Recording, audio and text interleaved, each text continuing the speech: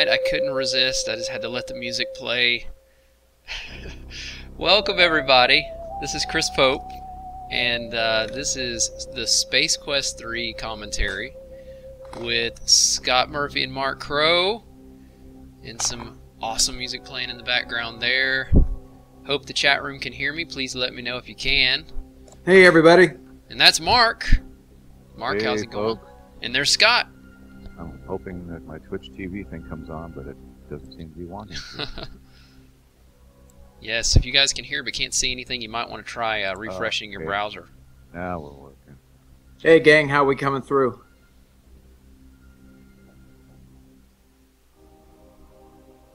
All right, excellent. Well, guys, before we get started, a couple of quick things to say. So we've done the last couple of these things, and it's worked pretty smoothly, although the rendering with Justin TV, for whatever reason, has had problems. We've noticed that when we capture the audio, or we capture the video from the site itself, the audio is there, it's having buffering problems. I've adjusted my buffering a little bit to help, but I am recording all the audio separately to make sure that we have a nice clear copy of it. And so please keep in mind, I actually have both of the videos rendered with the higher quality audio, and that will be posted out there for everybody to check out. Right now I'm just cutting the file down a little bit from like a 5 gig file to a smaller file, and we'll post it out there for everybody. I know somebody had posted one yesterday, and I appreciate that. The only thing was that the audio was still a little messed up in the YouTube channel where it was posted. So anyway, without further ado, that's the deal there, and we're gonna get the ball rolling. So here we go. Oh, gotta also say, woohoo! We reached the $300,000 mark today, and we've got Yay. the next phase of living sketch playable. What are we calling it? Prototype 3. Concept art. Yes, thank you. Number 3 is pretty much done, and will be posted out there here a bit later for you guys. Just finishing a couple things up on how that will be played for you guys, or I should say, you guys will play it. So, yes. Anyway, thanks for tuning in, everybody. We're really excited. I know this is a lot of people's favorite Space Quests. It's definitely one of my favorites. So really excited. This is definitely the Space Quest that had the first really epic music. No offense, Mark, to your PC speaker music you made. No, I agree 100%.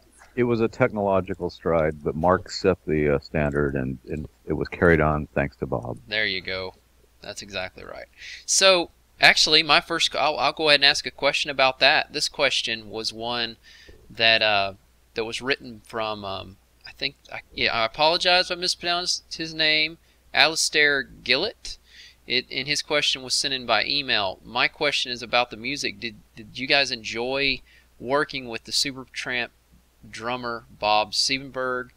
And do you have any cool anecdotes? Do they have any fond memories of music with him? And all that. So there you go. Scott, I know you were a fan of him before. Oh yeah, I'd gone to a Supertramp concert. Bob told me that, oddly enough, we were located about 40 miles north of Fresno, at Sierra Oakhurst was, and for some reason Supertramp toured the whole world. But Bob told me that their two biggest cities were Milwaukee and Fresno. For some reason, they have no idea why, but every time they came to Fresno, unlike so many other bands, they always had to add at least one more date. And Fresno was no big place, it was a relatively just average sized town. But anyway, Bob was just really cool, and he told me stories about how they ended up, they never knew really where they were, what the date was when they were traveling Europe and stuff, and their hair grew. And Bob had visa issues, and so if you look at some of the albums and stuff, you'll see that Bob has more than one spelling of his last name, because that's how he got around some of his visa problems.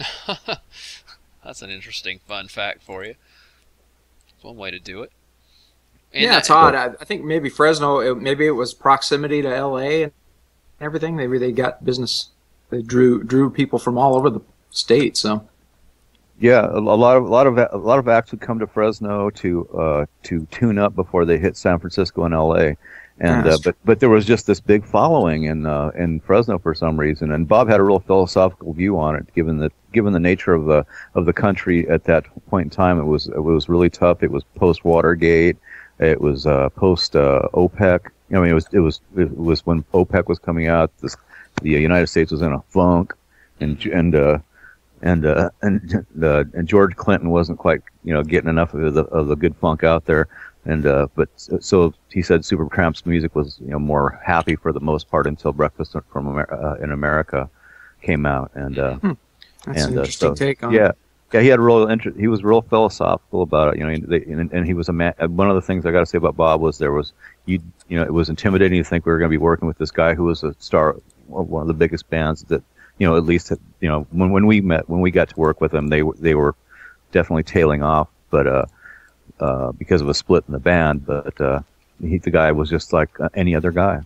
He coached Little League and stuff like that. Just a really fine, really nice person. Yeah, and for you guys that are looking in the picture, Bob is actually the one on the far left in this photo of Supertramp. There is Bob one other is funny thing. he was the only American in the group, right? Exactly, and the funny thing is that Bob and his wife lived in L.A. and they wanted to get out of L.A. And so they moved to London specifically to get away from L.A. life. And all the other guys were from the U.K. I think one was Welsh, and I'm not sure. Maybe one of them was Scottish. I can't remember exactly. But they were sick and tired of the weather in the UK. So after the band met some success, they all moved back to LA, much to Bob's chagrin. I also remember Bob telling me that there are a few golf clubs in the bottoms of ponds at various prestigious LA golf courses. He was a calm guy until he golfed. Then he needed anger management. Yeah, when he got on a golf course, he got rid of all of his frustrations, and I think he had enough money that he could afford a new pair of clubs or a new set of clubs every time they went out. I don't know if he shared with you, Scott, but I'm guessing it was that love of L.A. that made him move to Oakhurst. Yeah, exactly. Yeah, definitely. So I think once the band quit touring, it was like, okay, here's my chance to get out. Yeah, because he had to stay close to the center of the business. Not that there's anything wrong with L.A. for anybody who might be from L.A. listening. I went to high school there, so I spent a lot of time down there sucking in orange air. Yeah, well, that's cool, and I'm sure that was a neat experience for sure to get to work with somebody that's in a band that you listen to and all that. It's funny. I have to say, for me, it was just kind of being in awe, because it's like, well, this guy would ask us what we thought of his music and stuff, and it's like, well, who are we to tell him what we think? It sounds great. Yeah. And yet, while I was sitting there going, who am I to just sort of like, who am I to tell Bob Stievenberg what to do with music? Mark was the first one to say, well, Bob, if you could change this and that. And I was going, damn, Mark, in my head, I'm thinking, what are you doing, man? Oh, man, that's ballsy. Yeah, I think the only thing I recommended he change was that he somehow bridge between the old music and the new, and to somehow incorporate some of the original music at the very beginning, just to kind of bridge the two, which he did beautifully. Yeah. Actually, I was grateful that Mark did. I didn't have the balls to do it myself. At least not yet. At that point, and I can't remember, Scott, if you were there or not, but one of the coolest memories I have of working with Bob is going out to the studio. Got to go out and see his little I never did. Secret lair, which was in this barn, this very unassuming outbuilding at his place there, his few acres, just down, just up the highway from not too far, maybe a couple of miles up from where the Sierra was located. Yeah, it's amazing how much stuff is hidden off of Highway 41, off of 426, Road 426 in Oakhurst. There's a lot of things buried back in there that you just don't think is back there. There are all these nice little flat out areas, meadows that are just kind of nestled in, but hidden by trees. Mm-hmm. Very cool. Yeah. Well, that's again, that had to be an experience. I don't think anybody ever expected to have like a rock band, kind of a rock band hero all of a sudden come up and work with you out of nowhere. So really cool stuff. I don't remember, Scott, maybe you know. I'm sure Ken had something to do with that. How we got in contact with Bob initially. I think Bob actually sought Sierra out, if I'm not mistaken. Yeah, according to an interview, he did. Yeah, I believe he was looking to because Bob went to one of the reasons he went to London was to go to a music school. I don't exactly remember what it was called, but he went there to further his musical education, and then he decided he wanted to apply what he knew musically to this new form of art called entertainment software. And I think I think it was actually Bob reaching out to Ken that made it happen. Yeah. Really cool. Well, let's see. I guess we'll start out with the traditional question then at this point.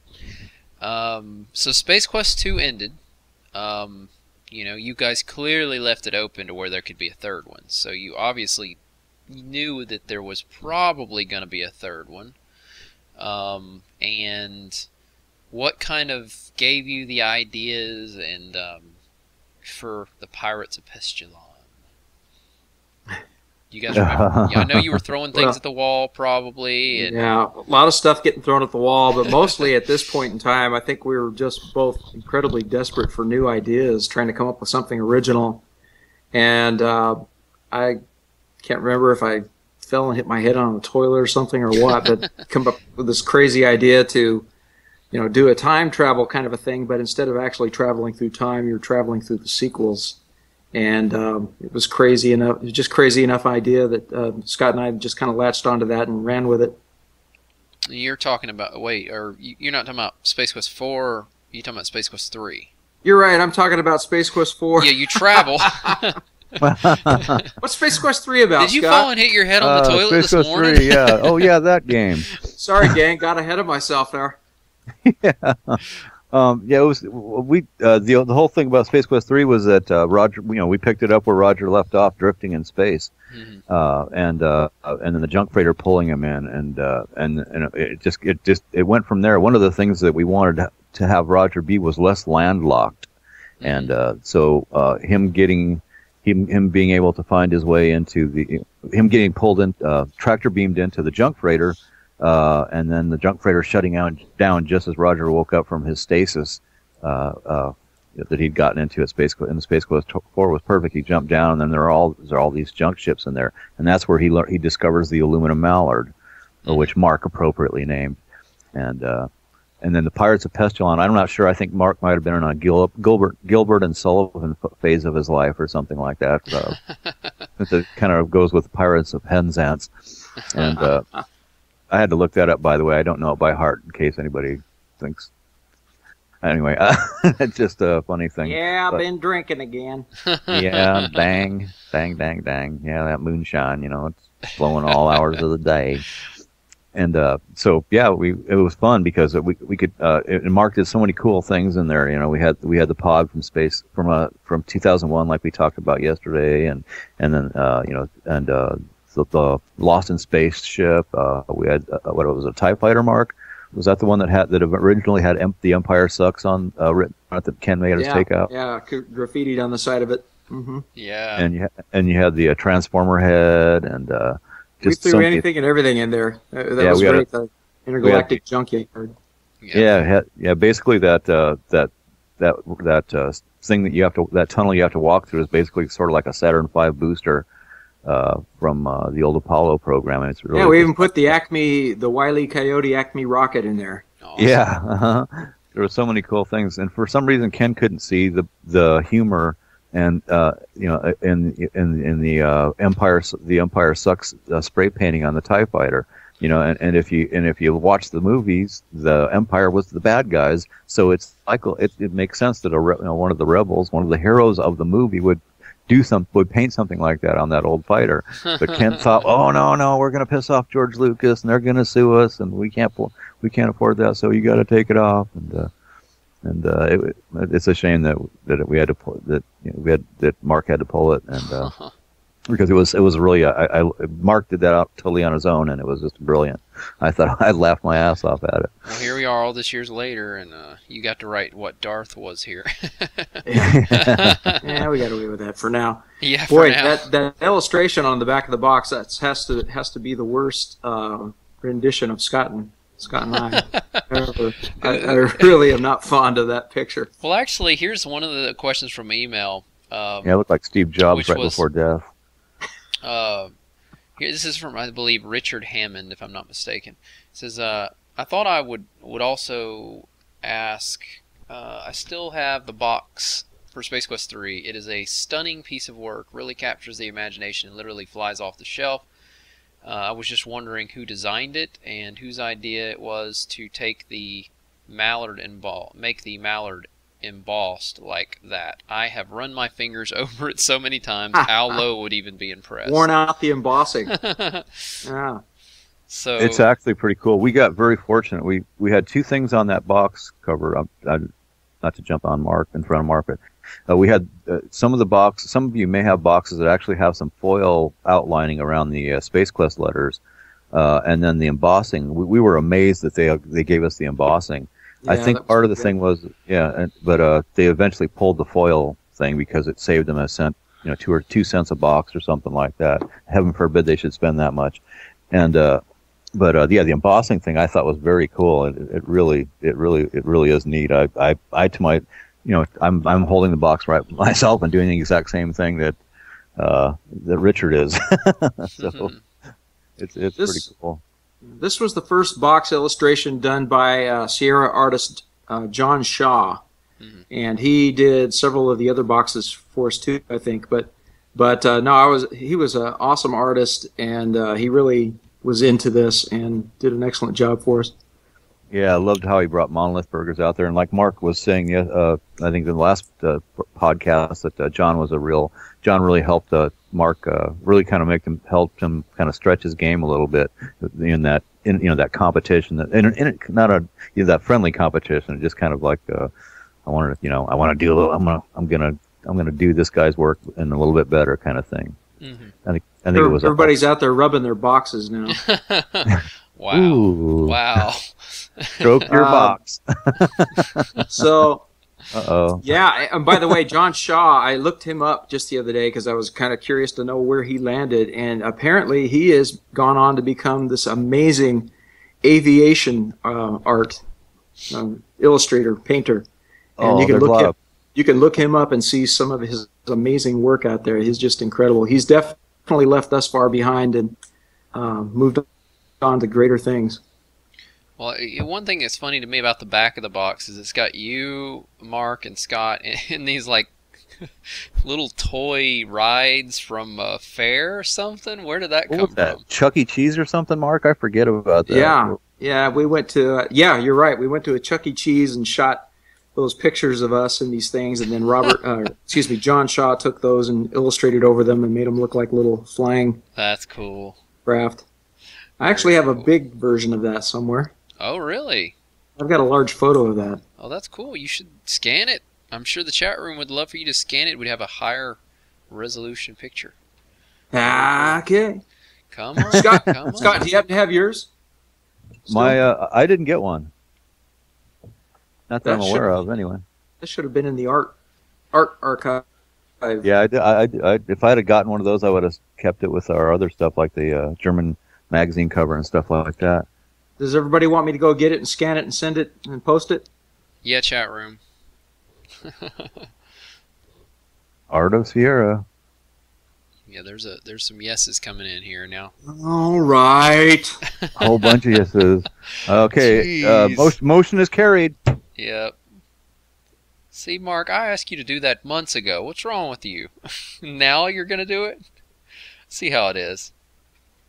Speaking of having to tell people that you idolize to do stuff. Jeez. All right. So what we're going to do now is we're going to go and watch the 2 promo videos, and I'm going to try to turn the volume down a good bit on them. But I'd love for you guys to share with everybody some of the fun facts or anything like that that you have on each one. So I'm going to go ahead and get that. Yeah, I've got to go dig that out. Be right back. Up on the screen. He's going to dig it out right now. He's been in the same house for 21 years. That'll be a miracle. Oh. It's a nice house, but 21 years with raising kids and stuff. If he actually knows where it is, I'm impressed. Yeah, no doubt. We'll wait for him to come back there. But Gorier deaths in Space Quest 3. Any specific reason? You know, you just got to go bigger, better, and badder. There you go. Let's pause it right about here. There we go. At the Cinematron. Yes, so it is MT32 music that Chris is trying to pull up for you guys as we run things. Yeah, this is going to be the first video we go through. Didn't you just dig up your MT32 a couple weeks ago out of your parents'? Yeah, I sure did.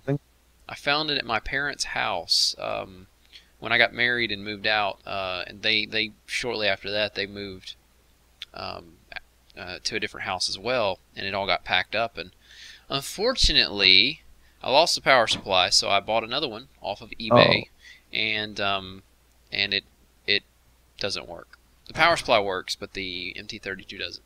Luckily, and I know my dad's listening to this, so I know he's probably working on it right now. Hello, right, Mr. Dad? Pope. I'm sorry for anything I might say bad about Chris. But he's an electrical engineer, so he is going to try and help me fix it. Now that all the people out there on the internet have heard it, they'll be expecting my MT32 to be working. So there's a little more pressure there, Mr. Pope. Who I met and who is a very, very nice man, and who Chris is very fortunate to have as a father. Kiss, kiss, kiss. Yeah. Oh yeah.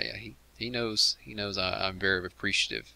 I would have never gotten to be addicted to these games without him. So seriously, I was really glad to meet him, and I hope someday we will be able to have that beer.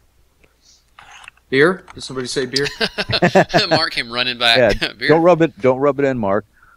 By the way, people, Mark Crowe has some beer from our official brewer, Sound Brewery, who just won some national awards.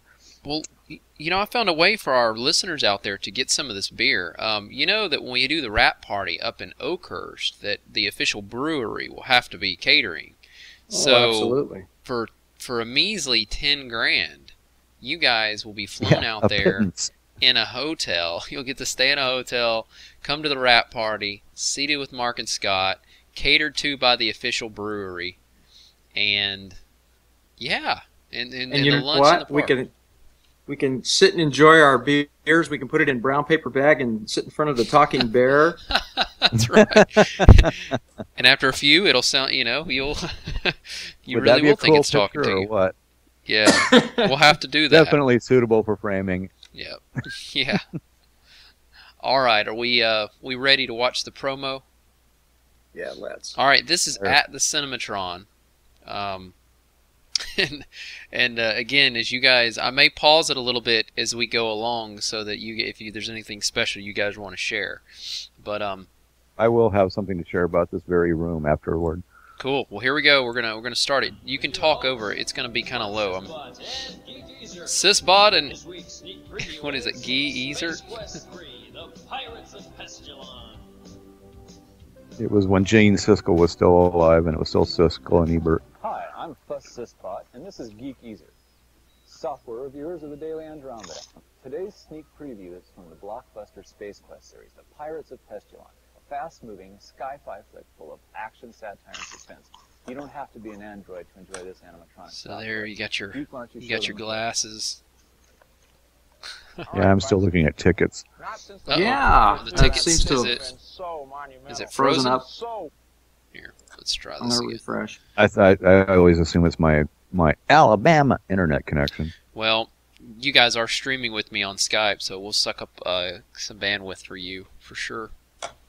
Yeah, video's frozen. We'll just refresh your browser, guys, in the chat room. There's should Mark. have Mark frozen. I've paused it, so it should have Mark frozen with his Twizzlers. Mark played this with tender perfection. Yeah. This was suitable for not ready for prime. I studied Ebert quite a while for this, preparing for this role. Great. Well, method acting. Method acting. That's it. He stayed in character during the whole shoot. Why don't we just great And stuff. he gained a lot of Here we weight. see our favorite swashbuckling sanitation engineer, Roger Wilson, Yeah, it seems to lag a breaking bit from on a the comatose state to save the universe from a menacing screen glut of there for some galactic reason. goons. Yeah. But I guess you know, some of the main things there is you guys shot that at, if I'm not mistaken, in the credits of this video it says the Met, which is a little movie theater. Now that was a brilliant, gripping performance by veteran heavy Arnoid Robo Schwartz. I'll have to give this one a nose up. To give this one a nose up. Return of Space Quest is 9 years beyond the original, with mind-bending graphics that reverse the laws of entropy. Y'all come back now. Alright, now I'm pausing it again right here at World of Wonders. So if you guys are, if it's lagging for you, just refresh your screen. But Scott, that's you narrating again, isn't it? Yeah. Yeah, you know, you sound like you really had me on this one, because I was like, wow, they went and got themselves a professional VO narrator. And I was like, wait a minute, that's Scott! And you really did a great job. I mean, again, this is... And I was the VO on... I was the VO on the current inside copy video. Yeah, now I knew that one. I didn't know it until I started talking to you, but... It's my best Ted Koppel on that one.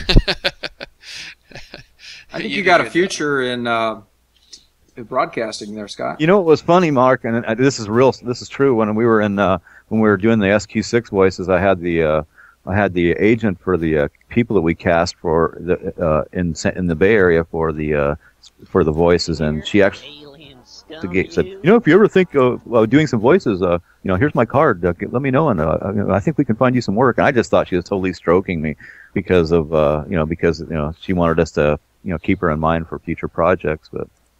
I've heard it from a few people, so. Now this this voice of you alien scum, was that you, Mark, that did that voice, or who did that voice? No, that was actually I'm trying to think of the guy's name. He's the guy that shot the video for Paul the Pledge. He shot the video for us. Yeah. Very cool. The man who changed one room so badly that it had to be nailed shut.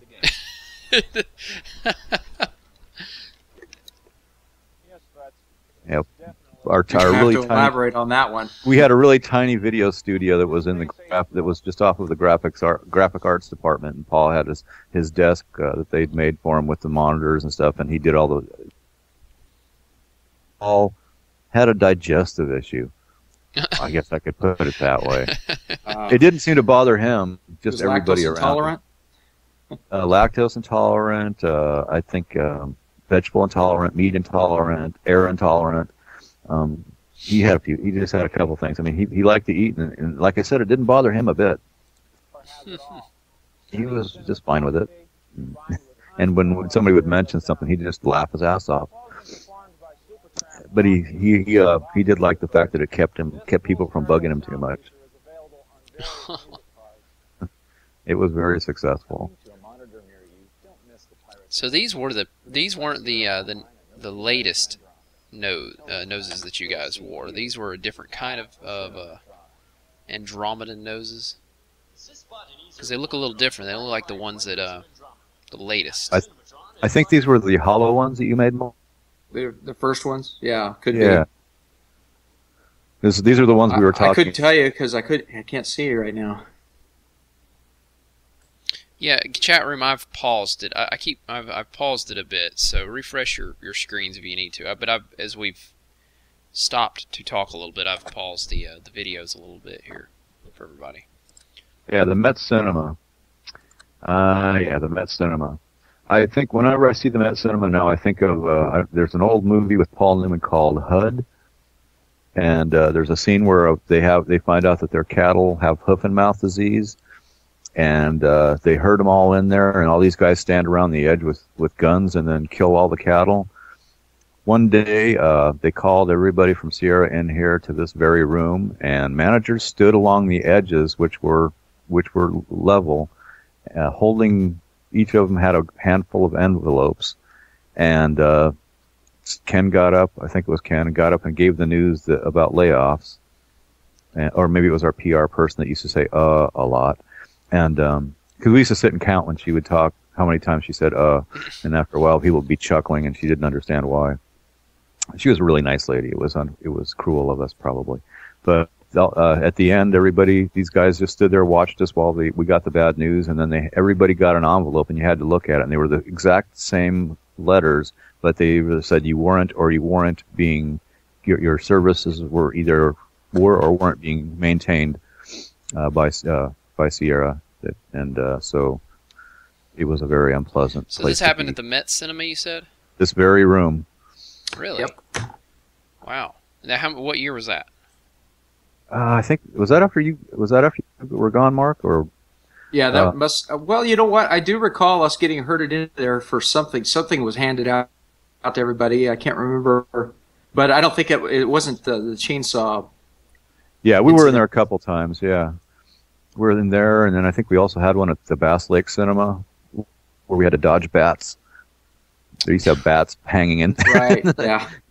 The old Bass Lake Cinema, literally, and they would. Yeah, those were the only facilities in town that were big enough to hold everybody in one place, other than, well, the studio. So I just started the video up for just a second, and I paused it on the monolith. Now, this song, who came up with the words? And obviously the tune is obvious where that came from, but like, somebody wrote a song about Monolith.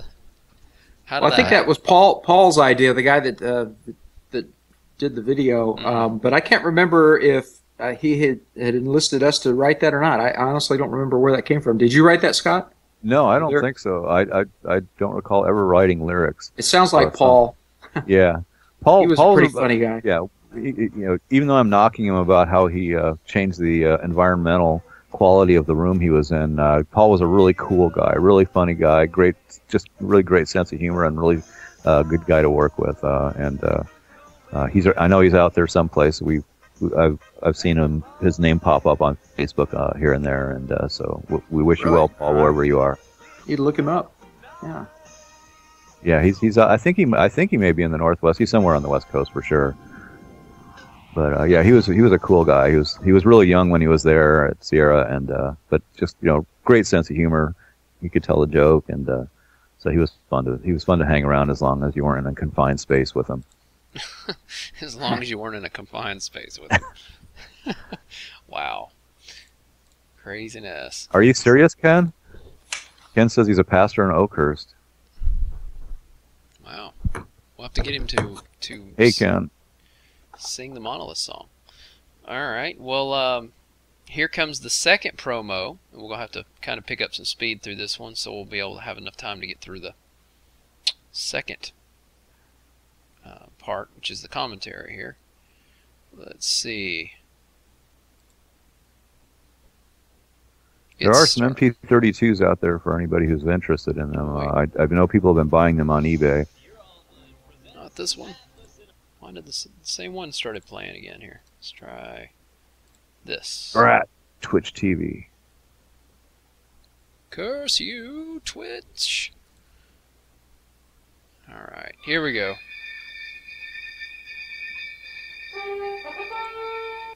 Uh-oh. Not this one. Oh, no. Those two guys from Andromeda decided to rid the universe of boring software space games. They had a cosmic concept. Yes, I'm going to pause it for just a second. Yeah, I didn't do narration on this one. I think it must have been Paul. So you guys, it should be paused. Well, it doesn't sound like Paul either, unless he changes voice. No, this was a sound-alike of a famous guy by the name of Paul Frees, who was real popular back in the day. He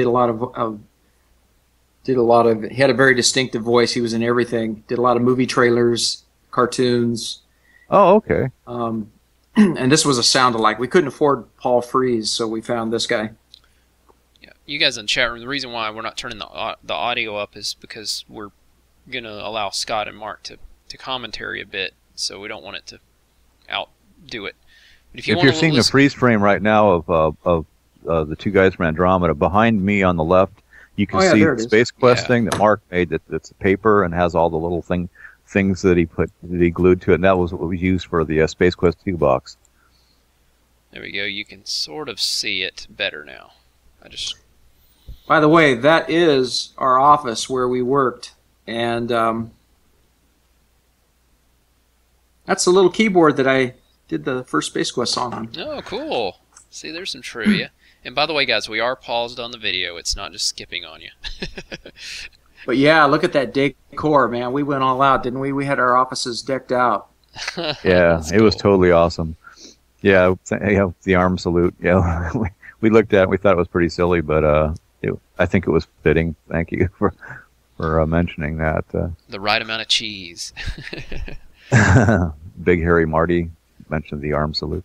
Yeah, very cool. All right, I'll start it back up. Yeah, there you go. Now you can see the Space Quest. You can see it's actually starting to wilt a little bit because of its weight. Because of how it was pretty large, and it was just relatively thin cardboard. Right? Yeah, it was pretty thin. Yeah, it was just meant for one-time use, and it's definitely seen better days at this point. Yeah. You guys got your, what is that, spandex? No, those are sweatpants. But this was our office just inside the Redwood building there in Oakhurst on the second floor. Very cool. Yes, you are getting a prototype for 300 deep shotter.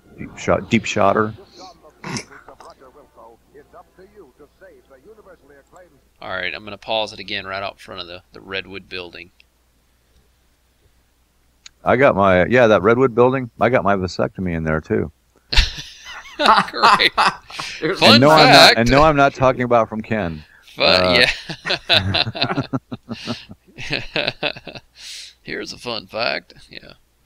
Yeah, I was looking on info, you bet. Google Earth at the building, and somebody actually turned it into a 3D model. Sweet. Yeah. Oh man, that is cool. Oh yeah, I did see the Redwood building. Yeah, I saw that. It was pretty amazing, actually. Yeah. So we are paused again, guys, so you guys know. This is another borrowed vehicle. Sort of like how we borrowed the Corvette for Space Quest 2. Yeah, man, I don't think we traded up there, Scott. No, it looks like Corvette we went down. We went from an American muscle car to a rice burner, I guess.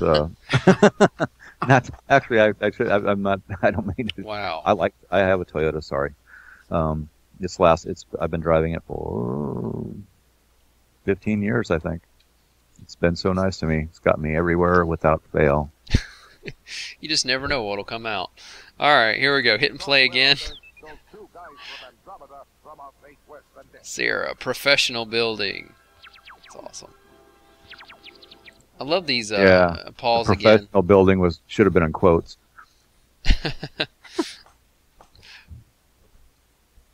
So here it is. The story behind the building, though, is it was originally made to hold approximately 150 people, but after Ken had commissioned the building and they'd gone into construction, just things the stuff hit the fan in the industry. I mean, not just for Sierra, but a lot of companies. A lot of companies disappeared off the face of the. That was the big cart. Exactly. Thing, right. Yeah. Definitely, and so we ended up moving in there with. We moved in there with something like 35 to 40 people when it was meant to hold 150. So eventually, we used it all for a while, and then Ken worked out a deal to start leasing off parts of it. So that's when it became the professional building. And why there was a doctor's office in there, and why I gave you too much information about getting a vasectomy there. Yeah, I'm gonna pause it again here. You guys will see the white coats coming up. See, Mark, see what a natural actor you are. Yeah, you guys look really scared. Yeah, just throw a rubber nose on me and some sunglasses, and I'm good. Here come the zombies before the zombie days are cool. I'm not sure who's on the left. I think John Williams is on the right, Ken's brother, and the guy who's been real supportive of us. Well, I could tell you who that is on the far left. of the screen, that is Doug Oldfield. Is that Doug? Oh man, that is the creator of Astro Chicken himself. Awesome. And the Fun Seeker's Guide to Eastern Madera County. That was his first project when he came out of accounting and into game programming. That's how he learned AGI and SCI. And I met Doug years before Sierra, and I actually, thanks to him, I got my job there because, thanks actually to the guy who burned down the building that Doug and my wife of that time worked in. He torched the old Silvertip Lodge and Fish Camp north of Oakhurst and just south of Yosemite, and Doug had to find a job, and he got one copying discs on apples. Yeah, Thomas, I am blessed with some unusually large ears. Thank you.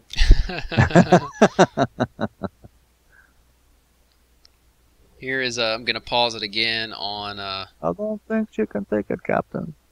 a screen where it's got all of you guys together. Yeah, there's Doug on the right. That looks like Carlos next to him. I forget who that is next to him. And then Johnny, and I don't recognize the guy on the left.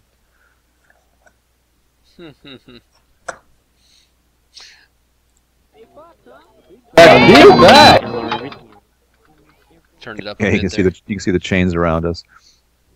That's great. Yeah, and you guys in the chat room, if you wanna, you can listen to the video again for that. It's in YouTube, or it's actually on the website as well. We did kind of have it low on purpose, but feel free to check those out. Those are out there. So you guys can hear them in all their glory. So. But these video things were things we really had a lot of fun doing, and it was kind of a nice little break from working on the games and stuff, and we always enjoyed working on those. The daily grind, definitely. How long did it take you guys to film all that? Did you do both videos like in a? I mean, obviously you did them separate, but like all the filming per video in one day, or do you spread it out, or what? Oh no, we didn't have time to do more than one day based on things. Like for instance, we had to rent a smoke machine. Oh, that was hideous smelling. Remember that, Mark? Yeah. Yeah, the new smoke machines are better, as I understand it, but they use some kind of nasty oil. They actually burn oil of some kind. Yeah. So it's this real. It was pretty terrible, and we were looking for clean air after smoke.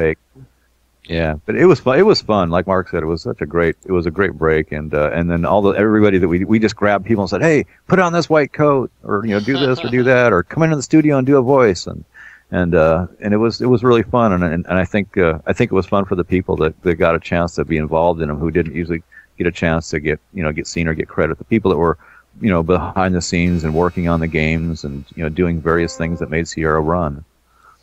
So it was fun to be able to include people like that. And now here they all are, forever immortalized on YouTube. Yeah, yes, some to their delight and some to their disdain. Well, we're going to move now into the official commentary for the playthrough. Guys, the commentary that's out there was done on a Sound Blaster as opposed to a Roland. I'm going to probably try to match up some of the Roland music instead, though, in the background, but it is going to be played lightly. Remember, if you want to hear the music and all that, you can always go out there and check it out. But the whole idea is to have it kind of playing lightly in the background, but the main thing is to hear from Scott and Mark so they can tell us about the exciting stuff that went on behind the scenes. I tried to make that sound dramatic, but probably failed miserably. Anyway, is everybody else having issues with the video playback? Well, it's paused right now, guys. It's paused. Oh, it's paused. Okay. Yeah, I'm sorry. I should have said that. But I'm about to start it back up now, so you guys will be able to hear that. So here you go.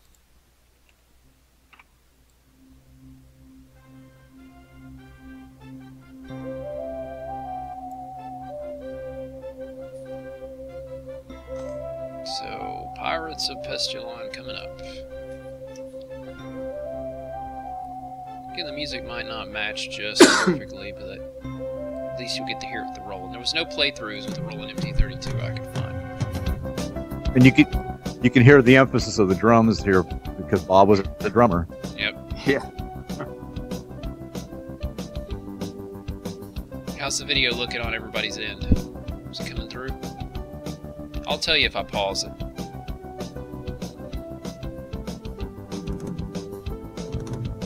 Go ahead, Lightspeeder. Go pick up food. We'll wait for you. We'll just... Yeah, everybody just hold on. Lightspeeder has to get food. Oh, okay. Hold on. Pause. Let's just be back here in an hour. Don't worry. Justin TV will record it. Just pick this up. I'm sorry. I'm upset about Justin TV, but I will have a high quality version for everybody. I promise. Who did the messages for MT32? One of the chat rooms asked. You guys knew that. I think said something the other day about somebody who did that. The messages? You mean the ones that Yeah, show was up that on the Mark display? Siebert or who? Yeah, I think it was something that the music department had to do because they only they knew how the data format was. Right. So here's a question. I'm gonna pause it, guys, for just a second because this is gonna. Oh, Ken says Mark did it. This is a question that came up from one of the emails I had gotten, and the question was the robot here in the beginning, and the text popping up on the screen. The person writing in was saying that his name is Ismail Saeed, and I apologize if I mispronounced your name, but he wanted to know if Sounds the writing familiar. that was let me back up a little. Here it is. The writing meant anything. Was there any significance to the writing? Because like the decoder you get later in the game, you know, Astro Chicken thing, Right. can decode it. Did you guys plan anything or plot anything there for that, or was this just random codes? No, I think that was just random at that point. Okay. Yeah, it just illustrated that this was somebody from another civilization, and actually there were no real humans, but this was just a data display that probably was being recorded for whoever ran this operation later. Yeah. And honestly, the thought never even occurred to me that later on when we did the code in Space Quest 4, that people might interpret this as being a message that used that same language. Yeah, the coder for the Astro Chicken machine, though, I think is what he was saying. Oh, right. The Astro Chicken machine. Yeah. All right, I'm starting it back up, so video should start here. And make sure that... Yeah, not related to that at all, actually. Yeah, we may not have had Astro Chicken in mind at this point yet, because that's how we did things. That's how you rolled. That's how we...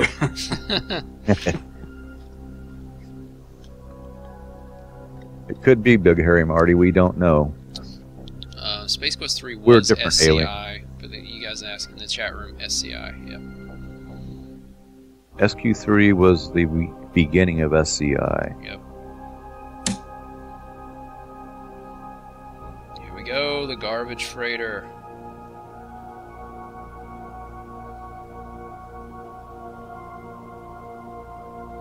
Another brilliant artwork. When you see, I love the artwork of Roger laying there, and you kind of have the reflection of the glass on there. David 6858's on to us. He figured out the code, cracked the code. Uh-oh. He cracked the code, huh? Yeah, regarding SCI, there was SCI, and then there was SCI 32, which is what Space Quest 4 was in. The art tools weren't ready, but the code was beginning to evolve. Okay, I'm going to pause it for just a second. Oh, William J.I. saw this in Hercules. Oh, man, you are a gamer. Alright, it should be unpaused now. So you guys should have Roger chilling in his capsule.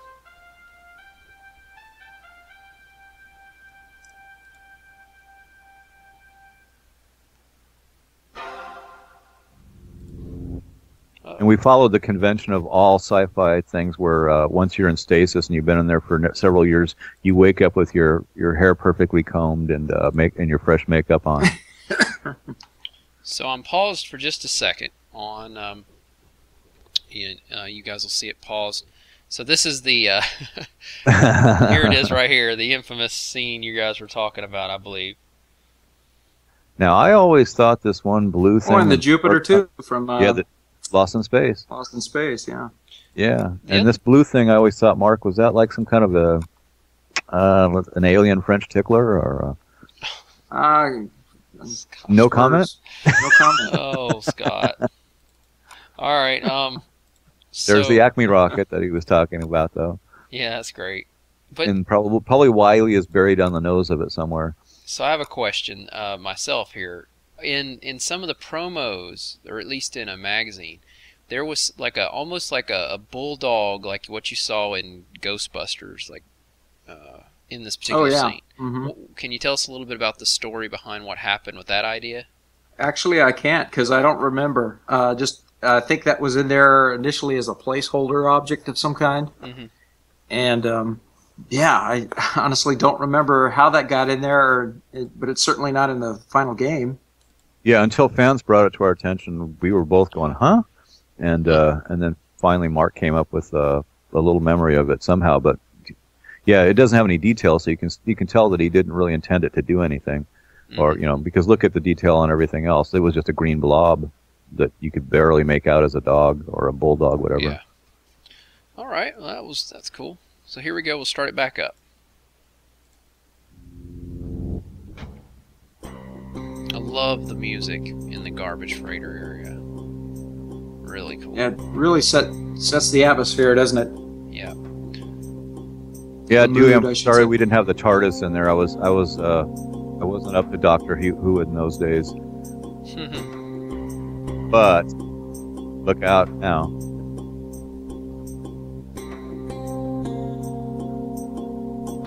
Here's a question from Slipgate. Did the game design of the junk freighter get planned out in advance or after the fact? Planned out in advance. As opposed to... I'm wondering about things like the warp motivator being on the first screen at the end of the ship. And for the ship, the whole wiring thing. Like, I guess the puzzle and all of that. Well, a tough one on that one. I'm not sure I understand the question. Well, yeah, we planned out the freight. We definitely planned out the freight. And the puzzles, we knew we needed a puzzle, some way to bring the Mallard to life. Mm-hmm. Right, so yeah, this whole thing was a designed puzzle for sure. Yeah. So. No, the video should not be pausing. It should be playing straight through now. Yeah, it's pretty halted for me. Is it lagging for you guys? Yeah. It's stuck on a message box. Oh, this is great. I don't know what's going on with it. That's all right. I'm going to pause it for just a second. Hopefully we can... That's right. Pedersen? I'm not sure how to pronounce that. But yeah, Johnny Phantom did play he got his MT-32 literally just in time for his marathon of 16 plus hours, and was able to play the MT-32 music, which was very cool. And our hats off again to Johnny for that. The guy really, the poor guy looked like, I don't know, he looked like he'd been hit with a phaser a few times. But come the end of it. All right, here we go. We'll start it back up, guys. Well, that's cool, that Amiga link that guy sent, or somebody sent. Oh, you have the picture. Well, a talking Roger Wilco. Yeah, they actually had a voice synthesizer.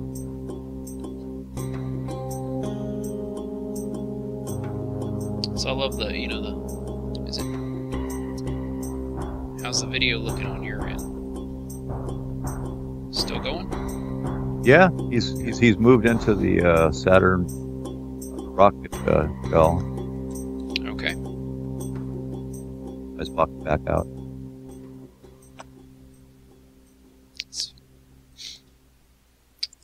Actually, Chris is as far as Chris's connection, he's in a very good place for internet and so on. He's near a very major hub, so usually pretty good. I have 30 meg download connection. Yeah, so it's definitely not his. Any problem? I'm the most likely weak spot on it. 5 torrents right now, so I've kind of cut my torrenting down a little bit. So no, just kidding. What are you downloading, Chris?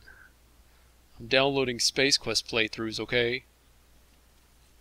Let's see. Very cool. I love this robot in this room over here where you jump on the grabber, as it's called. It's like, it looks like, reminds me of Johnny 5 from Short Circuit.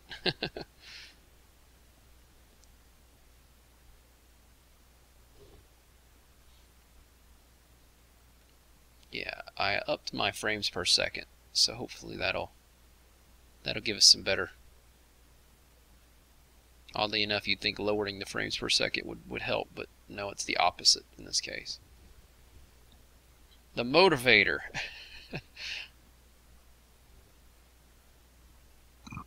or like Ken liked to think of himself. The motivator. Ken Williams, not Ken Allen. At least not in that way.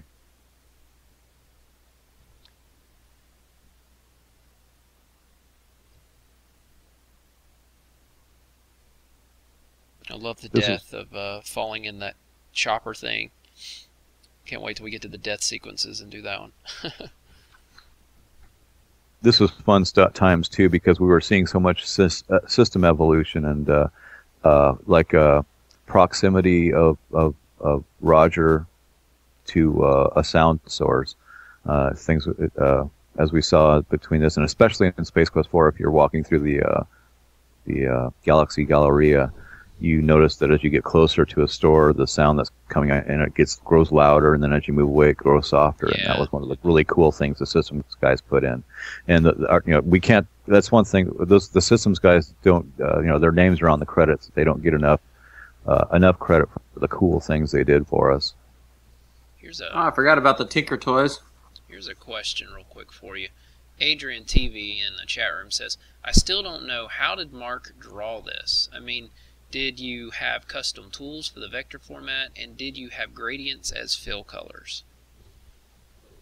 At this point in time, no, we didn't have gradients. It all had to be done with lines, diagonal lines. I would draw diagonal lines back and forth to fill in areas with a gradient. Yeah, there's a YouTube video of Mark drawing the opening.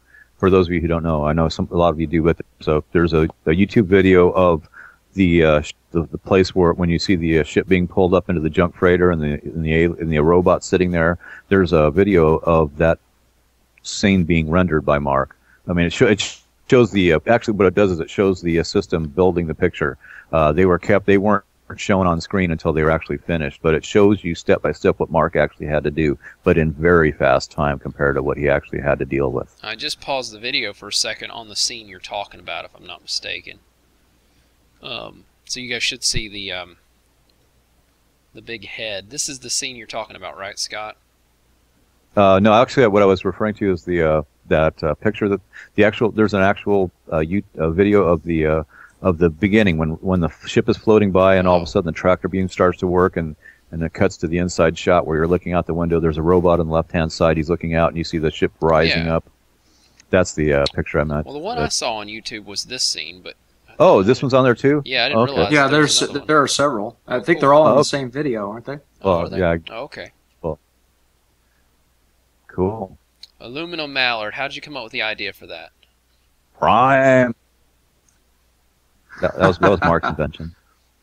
Yeah, well, the ship design was something I toiled over for, I think, about a week, trying to come up with Roger's ship. Sorry about that. And the aluminum mallard, of course, is just a takeoff on the Millennium Falcon. Stand by, guys, and I'll have part 2 of the playthrough coming up here. Oh, my pod from 2001's gone. Mark made me very happy by putting in the pod from 2001. Open the pod bay door, Hal. And he also had, I think there was something sticking up out of the garbage with 3 tubes and then a plate on the front. Wasn't that from what was it, Star Wars 6, I think, or whatever? The things that they were riding through the forest. wasn't sure if that... the Videos speeder bikes. Yeah. You had so many cool things in there, and I think a lot of people. We were throwing anything and everything into that scene. It's down on the left, down to the left of the pod. I think I thought that was what that was from. I could be mistaken. So many cool things in there, like the Tinker Toys and all that stuff. I mean, he definitely it was like the whole kitchen sink of cool stuff. Yeah, I have to say, of all the games, this one I had the most fun with. Just coming up with, the whole, us coming up with the concept of having your own spaceship and being able to take off and fix it, repair it, and take off and go traveling across the universe.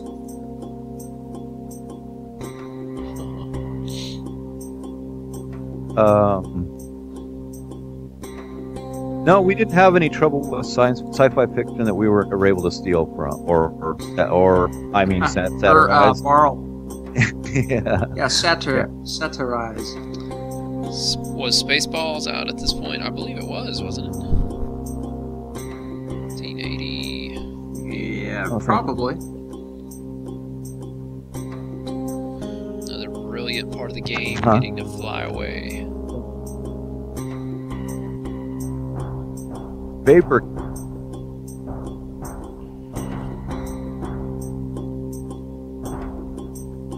How'd you guys come up with the different planet names? Anything in particular? A lot of that stuff we just pull out of our butts. It's like, hey, this sounds funny. Sounds cool, but Plebit. Well, that kind of. I lost my. There were some that I don't know where they came from, Scott. Ortega because it was hot. And right. Fleabutt, I turned Fleabutt into Fleabutt, and I don't have any idea what made me think of that. I couldn't tell you to this day. I would need lobotomy or electroshock therapy or some kind of memory regression therapy to be able to remember that.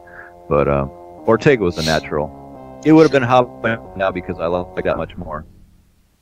This is the Sound Blaster music, guys, because I don't have the MT32 music on me for this particular right here. I do for Fester's World of Wonders, though. So. Yeah, and coming up with planet names, I mean, there are some word association. What immediately comes to mind when you think of it, a certain type of planet, and so you just roll with that. Well, yeah, the sand fleabutt was just sand fleas. It was just, I mean, that's the closest thing I can think of that inspired some of that, I think. Yeah, we'll get to the. You guys are asking a question about killing Arnoid. We'll get to that in just a second as well. There's an email question very similar to the one that just went up in the chat room, so give us just a minute. Yeah, we had some sand flea issues at Bass Lake. Oh, really? One time when I went there, and I think that might have stuck in my head. I thought that was crabs. Mark, I went to the free clinic and got that taken care of. The same one that was in the red building. No, that was too close to home. Hello, Computer Ronan. Sorry you're late, but we're glad you're here. So I'm going to pause the video for a second because I got a question. Did that guy come back with his food? Did he bring enough for everybody? I think he's still gone. Either that or he's eating and he can't type with his mouth full. Which is, I guess his parents taught him well. So me, not so much as I'm eating right now. So here's a question for you. This is another question from Ismail Saeed. The sand here, it says, does Scott remember it being difficult to get Roger to walk against the sand grain or uphill or, to slow him down? Or the programming, I guess, here is the question. As far as, like, going across the sand dunes. Was that part of the system, or how did you do that? There was a way to do it system-wise. I can't remember if you needed to give me any special art or not, Mark. But we did have some things in the system called step size and so on, and we could also control how many passes through the CPU made through the code that we actually animated Roger. So I was able to do some cool stuff with because of that. I had to fake some of the stuff in Space Quest 1 and 2. Where he walked through on different surfaces and on the steps, for instance, having him going up slowly up the steps from in Vohal's asteroid. I just manually did that, but I think I probably used some kind of a loop to do that. But yeah, the guys gave us more and more tools for those of us coding with SCI and then SCI 32. Very cool. All right, video is paused for just a second here. Yeah, no, that took a bit of work on your part, Scott, to make that so that he could actually disappear behind sand dunes and keep walking and into the distance. Well, it was all teamwork too, Mark. I mean, because you put in the priorities, and then I had to make sure that Roger stayed in the because once he dropped down, he would have because of the way the system was set up. Once he dropped down behind the sand dune, his coordinates would have popped him back through. So I had to manually force him for the system to think that he was still up screen further, so that he wouldn't pop back through the priority screen. All right, sorry, I had to fix the video, guys. All right. Yeah, for those who don't know, there's more than one screen actually here. There's another screen that has priorities, what we call priority bands, and so on. And we had 16. What was it, 16, Mark? I think that we had to work. Mm-hmm. And so that's how Roger actually disappeared behind things based on his coordinate up screen. Hey guys, Ken Williams here, just watching the show, bringing back a lot of great memories. Cabo Ken. Okay, Ken, prove to me it's you. Yeah. There are things there are things only you and I know.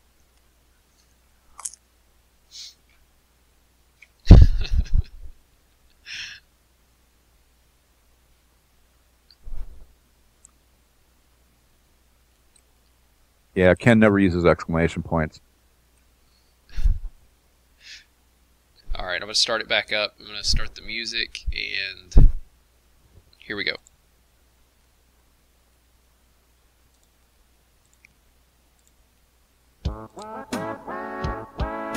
This is MT32. I love this music.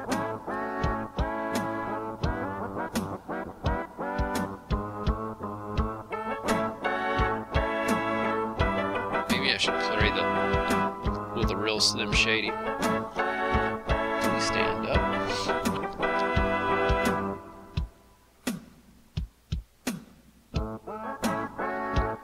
The real Slim Shady? Ask Cabo Ken something that only Ken would know, Scott. I'd do that, but it would incriminate both of us.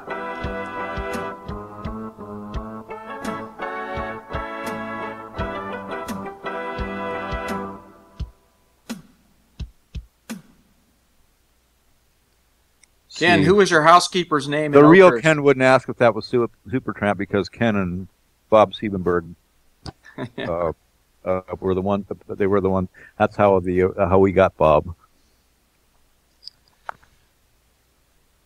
Ken knew about Bob way before we did, because Bob approached Ken.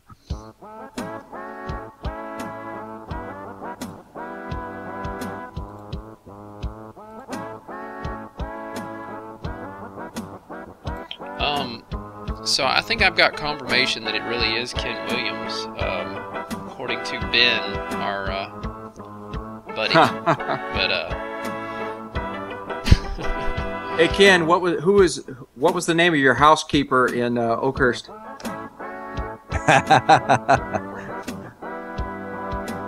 And why doesn't she like me? Yeah, what event occurred in your house that caused her to have a very bad day? Now we're giving him too much info. No, you never said her name.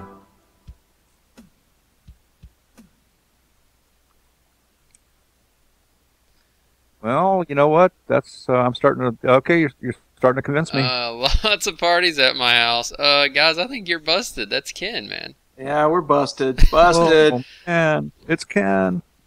Doris, Yep.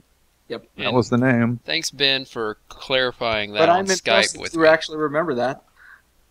Yeah, if it isn't Ken, it's pretty impressive. It's but, either that or Ken Stalker. Hey, it's Fester. Fester. Okay, well, if it is, we're glad to have you, Ken. Thank you very much for showing. Yeah, thanks for stopping by. We couldn't have done these things without you, man. And we appreciate all the enthusiasm that you showed us. And for saying, okay, make a map. Those magic words are what spawned. Hey, Creation ORAD on a Space Quest. stick. Where can I get one? Yeah. So, and this, I do need to pause it here for a second because here's some questions. A couple of questions have come up about the deaths of Arnoid. And I don't know if it showed the second one in this particular video, but I'm sure we'll see it in the death scenes. But let's see. This is another one from Ismail. Did you come up with the 2 ways to defeat Arnoid as you were making the area, or did you have those planned ahead of time? Was it one of those things? I guess what he's asking was it one of those things where it was seat of the pants, like, hey, we've already written to kill him this way. Why don't we write a second way to kill him? Like, what was the decision making that went on right there? Trying to recall, but I mean, we had that elaborate death sequence that we planned out in the World of Wonders, and I think the other one. Correct me if I'm wrong, Scott. I'm just trying to recall, but I think the other one was kind of an afterthought. Hey, here's another opportunity to kill him off, and it was relatively easy to do with that overhang rock cave thing. Is that the one we're talking about? Yeah, I've got it paused right on that scene right now. So yeah, the video definitely. is paused. We were trying to stretch ourselves as artists. I should say, in reality, it's not like we ever wanted to make more work for ourselves, but it was, it was one of the, we really were trying to make Space Quest 3, bigger and better than the first 2. Sure. And, provide some alternate ways of getting around puzzle hurdles. Yeah. So we gave you 2. Very cool. 2 for the price of 1. Daventry would be safer. So there he is, using the ORAD on the stick to grab the belt. Awesome.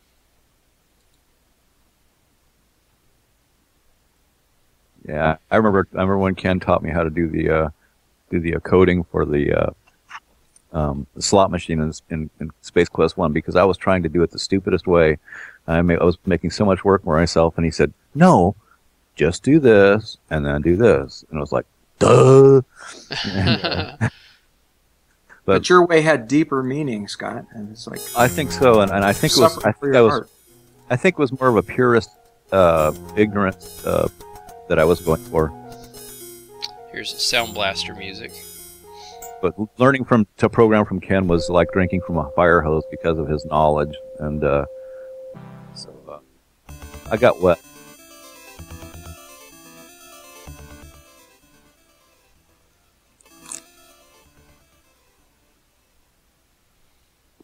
All right, and I need to hang on. I'll get the MT32 music up here for you guys.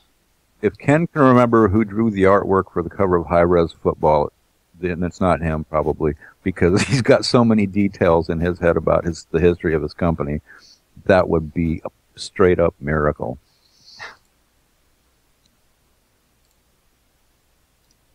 Roberta's mom?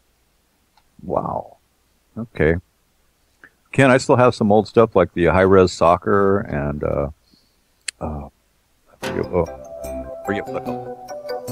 Still in the shrink wrap. Here is the legendary song that everybody loves.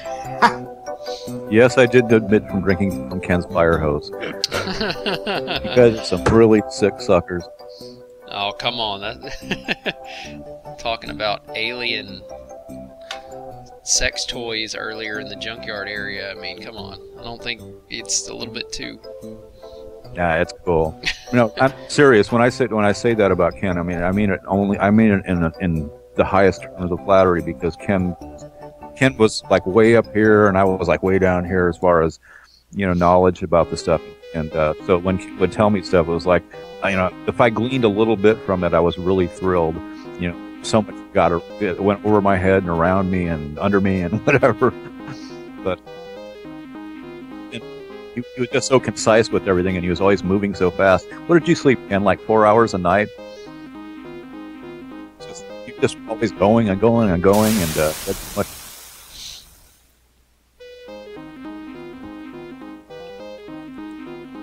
He says you are a very fast learner. Sleep? What's that? Yeah, yeah. I know there were some nights where you probably didn't get much of that. The thing is that you kept the doors open, and you made sure the checks cashed, and you did your best for that you could in the circumstances, and we all are grateful for that. All right, starting up number 3, part 3 of 5 of the playthrough. So we'll get that going here for you guys. So Astro Chicken, you said was created by who again? Doug Oldfield. Doug Oldfield. All right. Yeah, Doug had been, to wrap up, he had been in the accounting department working on the mini computer, programming that for the accounting department, and then he wanted to get into the games, and so he was able to be transferred, and they gave him, they said, okay, here's the SCI manual, which was really not much of a manual. I mean, the AGI manual, and Doug just came up with all of that stuff on his own. I mean, I always knew Doug had a really great sense of humor, and he's a really soft-spoken man. But when that Fun Seeker's Guide to Eastern Madera County was just, it had us all rolling. It's still classic. So I just paused it. Here's the secret coded message. So Ken was a good boss. Ken had some very strong points, and just like any other boss and employee, there are always going to be times where you don't always feel like necessarily they were. But in retrospect, you have to look at the big picture. And I'm sarcastic about things, and I make fun of Sierra and stuff like that. But and I know it sounds like I'm just sucking up because this might possibly be the real Ken, and it sounds like it is. But I mean, the fact of the matter is, without Ken, we wouldn't be here doing this today, guys. So here's our text here. Where I remember, I think it was Trolls who brought this up to me. You could actually play the game without decoding the message. Yeah. Save the 2 guys from Andromeda, but have no idea why you were even doing it. That was kind of interesting. I guess you guys probably didn't have that exactly planned out, but to be able to save yourselves, but still a neat mechanic. Either way. Yeah, we glossed over a few details. Yeah, well, you know, the interesting thing is that QA never picked up on this either, but I mean, trying to QA these games was definitely a bear, and I know we had some beta testers as well out there, and nobody picked up on it until we'd shipped hundreds of thousands of these things. Mm-hmm. And had another couple 100,000 pirated.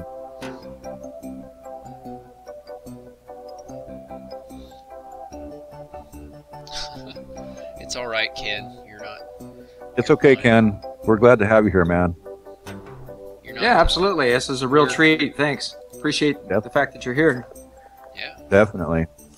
Hey, Ken, I've always wanted to ask you, because I never got the backstory, but what brought you to Oakhurst to begin with? Why did you guys move Sierra to Oakhurst?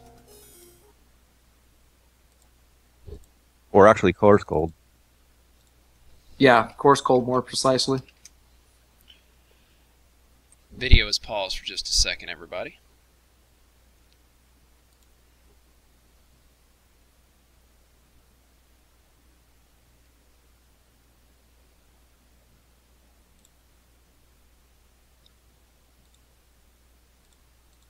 Oh, that sounds familiar. Yeah, I'm more convinced now that we indeed are talking to the real Ken Williams people. Guys, I cannot save the chat logs. You guys asking in the chat room. If somebody in the chat room wants to save the chat logs and then email them to chris@guysfromandromeda.com, I would appreciate it. That would be very epic. Because I myself... Yeah, Oakhurst had issues. Yeah, we had the... that's right, we had the Corscold address because Oakhurst couldn't handle our mail, as I recall. So Ken, you know, it would be great if you would come to our wrap party that will be in Oakhurst with our official brewery. That'd be awesome. It was bad for the kids. Oh man. Gonna have some brown bag beers in front of the talking bear. It's gonna be awesome. Yeah, we're thinking about doing some hobo shots in front of the talking bear. Hobo shots. Wow. That's too bad for the. Yeah, I guess in a way the kids were kind of remote from. There were some good things about being out of LA. Turkey. Sorry, Scott. I'm cool with Turkey. I got a passport. Party's going to Turkey. All right. Yeah, we're going to be on our world tour. We're gonna sail across the Atlantic with Ken and Roberta on his Nordhaven. Right, Ken? Always wanted to visit a Turkish prison. Talk about prison. putting people on the spot here. I always wanted to visit a Turkish prison. Yeah. Just wanted to check out a Turkish prison. Sounds like good times. They definitely don't leave you bored. The concierge service is just wonderful.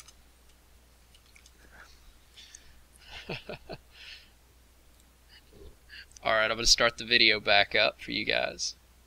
Here we go. I watched Midnight Express a couple weeks ago. I guess that was running through my head. Oh God.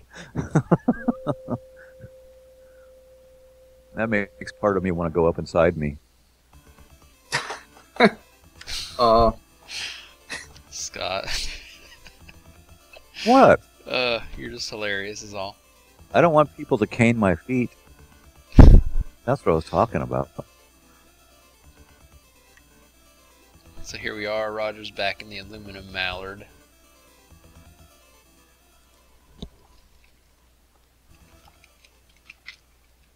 I got to step away for a brief moment. Sure.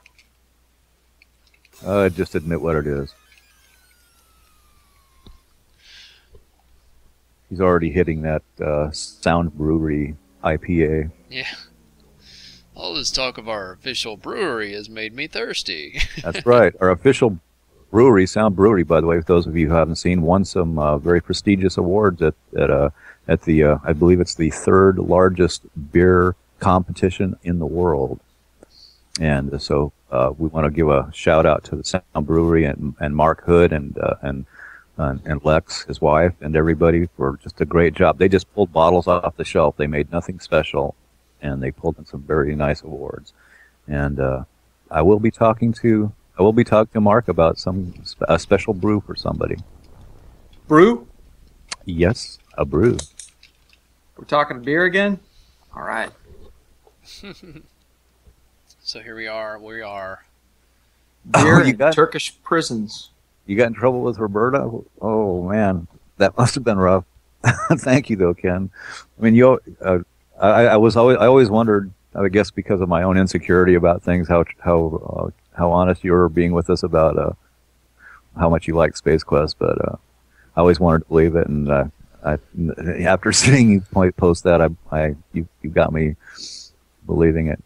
They were fun games, Leisure Suit Larry and Space Quest.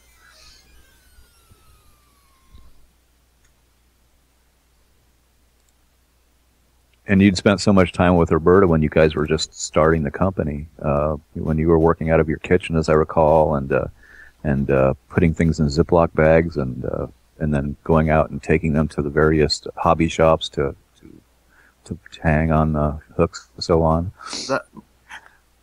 Those must have been exciting times, actually. I can imagine that was pretty cool, seeing the demand for those games grow. I had to jump back and read Ken's comment. Yeah, he was. Yeah, he thanks was for that. It's quite a compliment.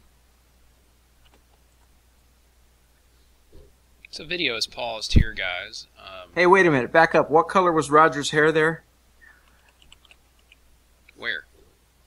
Now, I always thought he kind of had. I always thought he was sort of a brunette, if you will, and but I guess it was. And eventually, when he went blonde, I was surprised, honestly. I'm not quite sure what the RGB value of his hair is there. Ken, you're not ruining our broadcast. Actually, the viewing number went up No. when you came in here. By the way. People are glad to be even if they just knowing that you're in the room makes them feel better. I don't know how much time you have. I know you're always a very busy person. Your post on Facebook, the Kickstarter just the other day when you posted out there was a huge gain for us. So yeah, I was going to just suggest, hey, why don't you go hang out on our Kickstarter page? In fact, we'll take the whole party over there. Let's just we'll walk you through what to click. Yeah. No, you're again. Our numbers actually did go up. We gained like 20-something listeners after people started tweeting this out on about you in here. So it's not a bad thing, honestly. I promise. So looking at the scene where I'm paused at, guys, Mark, these rocks that you made here in the scene kind of reminds me of what you got in the prototypes a little bit. It's kind of got the craters inside. Is that where do you, I guess, get the vision for this kind of thing? I've got a thing for rock textures. It's kind of weird, but I really like the volcanic rocks with all the little the pits and holes and stuff in them. I don't know. I just got a thing for that. And if you've seen like meteorites when they come through the Earth atmosphere and they have that same kind of a pitted look. Mm-hmm. Very cool. Well, I'll start it back up. Here we go. Are you guys heading down to Cabo, Ken? Or are you going on a cruise?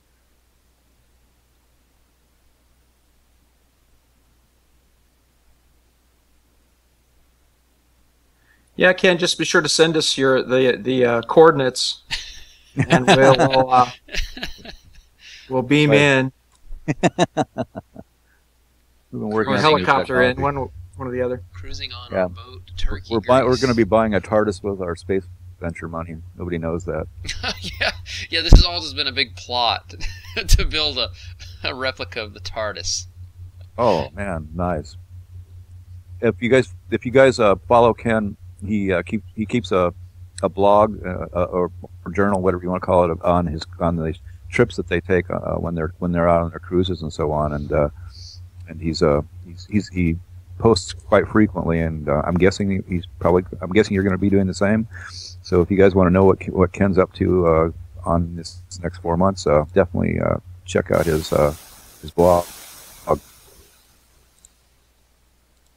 Yeah, Ken has a book out too, if I'm not mistaken. Yes, he does.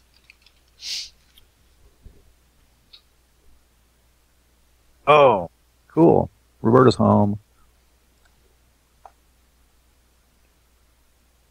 Everybody wave when she comes up.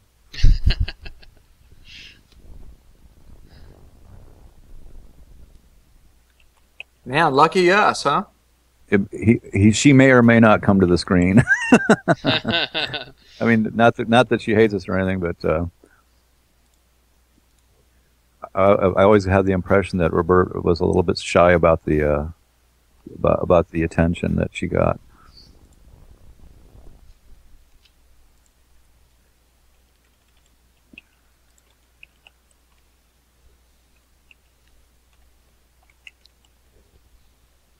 We're still on Magmetheus, huh? Magmetheus. Magma.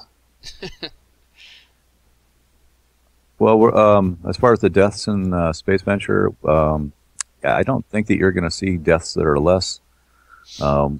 We've grown older and more evil. Magmetheus and Ortega are the same thing. Yeah. Yeah. I've got a really descriptive death that hasn't been put into the prototype yet, that Mark has made some really nice art for, and I try to do the art justice. What's great about this podcast is we won't have to do Space Quest 4 because I keep confusing the two. Yeah. So you could just reuse the audio. It's not going to work, Mark. I don't think. And I can take a day off. I don't think the fans are going to let you get away with that. By the way, I have a question. I've paused the video for just a second. I think Ken's struggling with Roberta. They're probably catching up on news. But the purple ship here. When someone was asking about that, like what made you go with a purple hue for the aluminum mallard here? Like the reds and stuff reflecting off, was that the logic or what? Yeah, Different just to make atmosphere. it feel like it was part of that environment. Mm-hmm. Yeah, the atmospheric contents would definitely change the light waves that are available. Mark did. That's the cool thing, and I don't think people understand it enough. Is that Mark and I would sit and we'd think these things through, and then he would go away and make art, and he'd bring it back, and it was like so much more than I expected, and it was so inspiring to me. And there's just no way that I would be as good at what I do if Mark wasn't as good as great as he is. And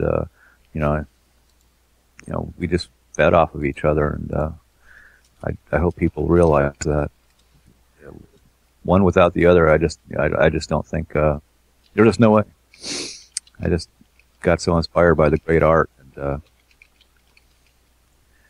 Hey, thanks, Scott. I appreciate that. I was just going to say that ship picture. I just I was sitting here remembering how I had to do that. I only wanted to draw that ship once, and so I drew that ship, and then I had to save that off, and then draw the environments around each version of it, so that each one's a separate image. I recall that's how I had to do that. yeah, I'm sorry, I'm babbling. I was just That's sitting okay. here No, looking at it people going, like. crap. How did I? Why People did I like pick this stuff. purple? That's People love this stuff, Mark. Cocodine says good perspective art, and he's right. I mean, you have the eye for it. Just, I was really spoiled, and it was one of the things that in the infamous, and us not doing games after Space Quest 4 that I didn't realize how spoiled I was. Granted, the people that worked on, like Mike Hudgens, and the guys and all the great artists that work on Space Quest 6 also did a wonderful job. I mean, just really great work. But we didn't have the same relationship that Mark and I had, so it was definitely different. Mark and I could communicate things without using as many words.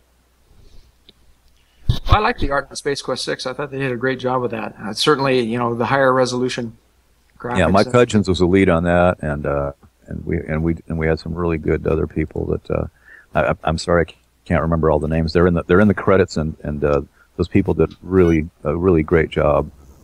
And you just look at that opening for Space Quest 6, and that's epic stuff. Starting up the video.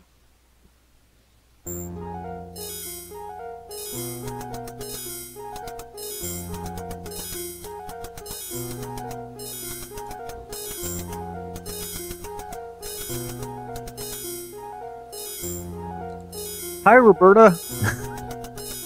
Hey, Roberta, how you doing? Long time no see. We're here. Oh no, you guys are gonna make her prove that she's Roberta now? I'm just kidding. She just said she was. She's on Ken's account. I know, I'm just joking. Roberta was so good Hey, to everybody. me on so many Say occasions. hi, Roberta. Oh, we're so glad you're here. I've got goosebumps, literally. I swear to God. Remember when Chills. we did the TalkSpot interview, and then we all went to dinner afterward, and you and I sat together and made fun of Ken? Gee, I don't remember that. Don't tell Ken that. I wasn't there. Oh, sorry, sore spot there. Tension. That was a fun evening, Robert. I enjoyed that, and it's a treasured memory. Thank you so much for showing up here. People are really excited. Yeah, Yeah, this is awesome.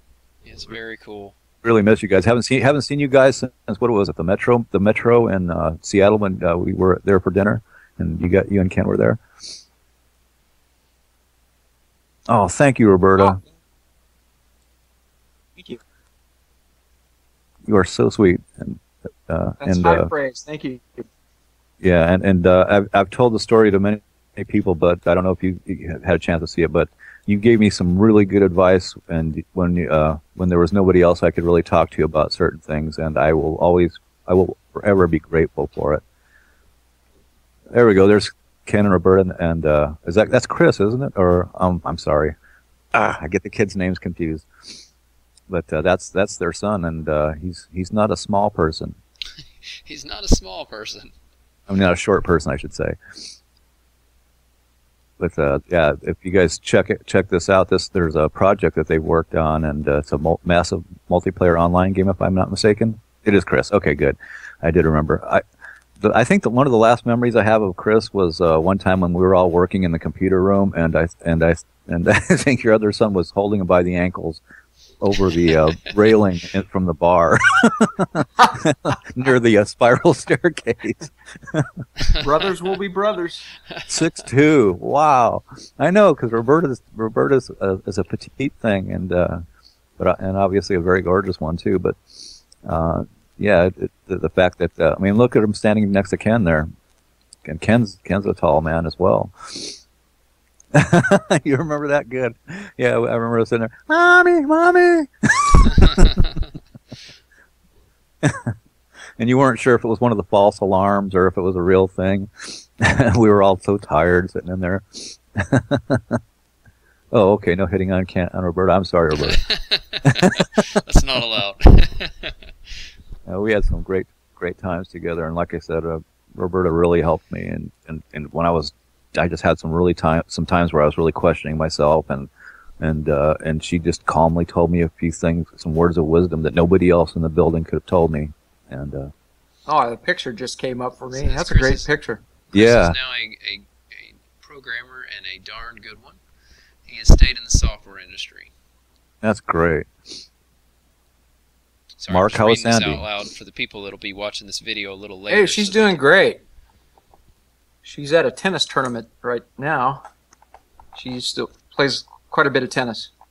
I got to see her a couple of weeks ago, and you wouldn't believe it. She's in great shape. She's still the same Sandy, but with a little more authority because she's raised two children, as I'm sure you can relate to. And but it was really great getting to see her. Yeah, so we got. I certainly will. I'll say hi for sure. We got to con Roberta into coming to the rap party of the game eventually too. Up in Oakhurst, you know. Roberta's a shy flower. It's BYOB though. Or BYOK. Bring your own Ken. Bring your own Ken.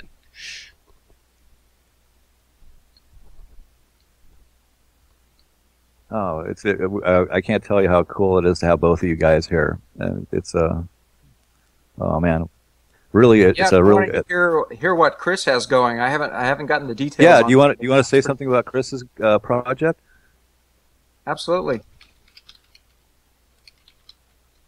Oh, okay. Say hi to Johnny for me, and tell him I lost his email and I'm trying to get back in touch with him. I accidentally erased it. I had 2,000 pieces of mail, over 2,000 things in my inbox, and I was trying to find it. Not successful.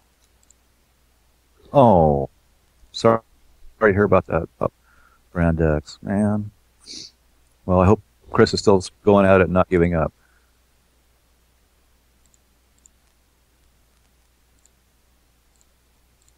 And definitely say hi to Johnny for us. He's been posting for us, and we really appreciate it. And we miss seeing him and Ian Mary. UI Evolution is where Chris is working now. Okay. Software car radios and more. Well, he's picked up Dad's smarts on the programming front. That's great. It's good that those genes got passed along.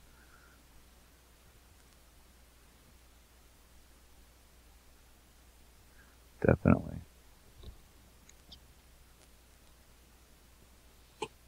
Well, thanks, Ken and Roberta. We appreciate you guys stopping by. Thank you very much. Great chatting with you guys. Hope we get to chat again offline. It'd be great to catch up with you.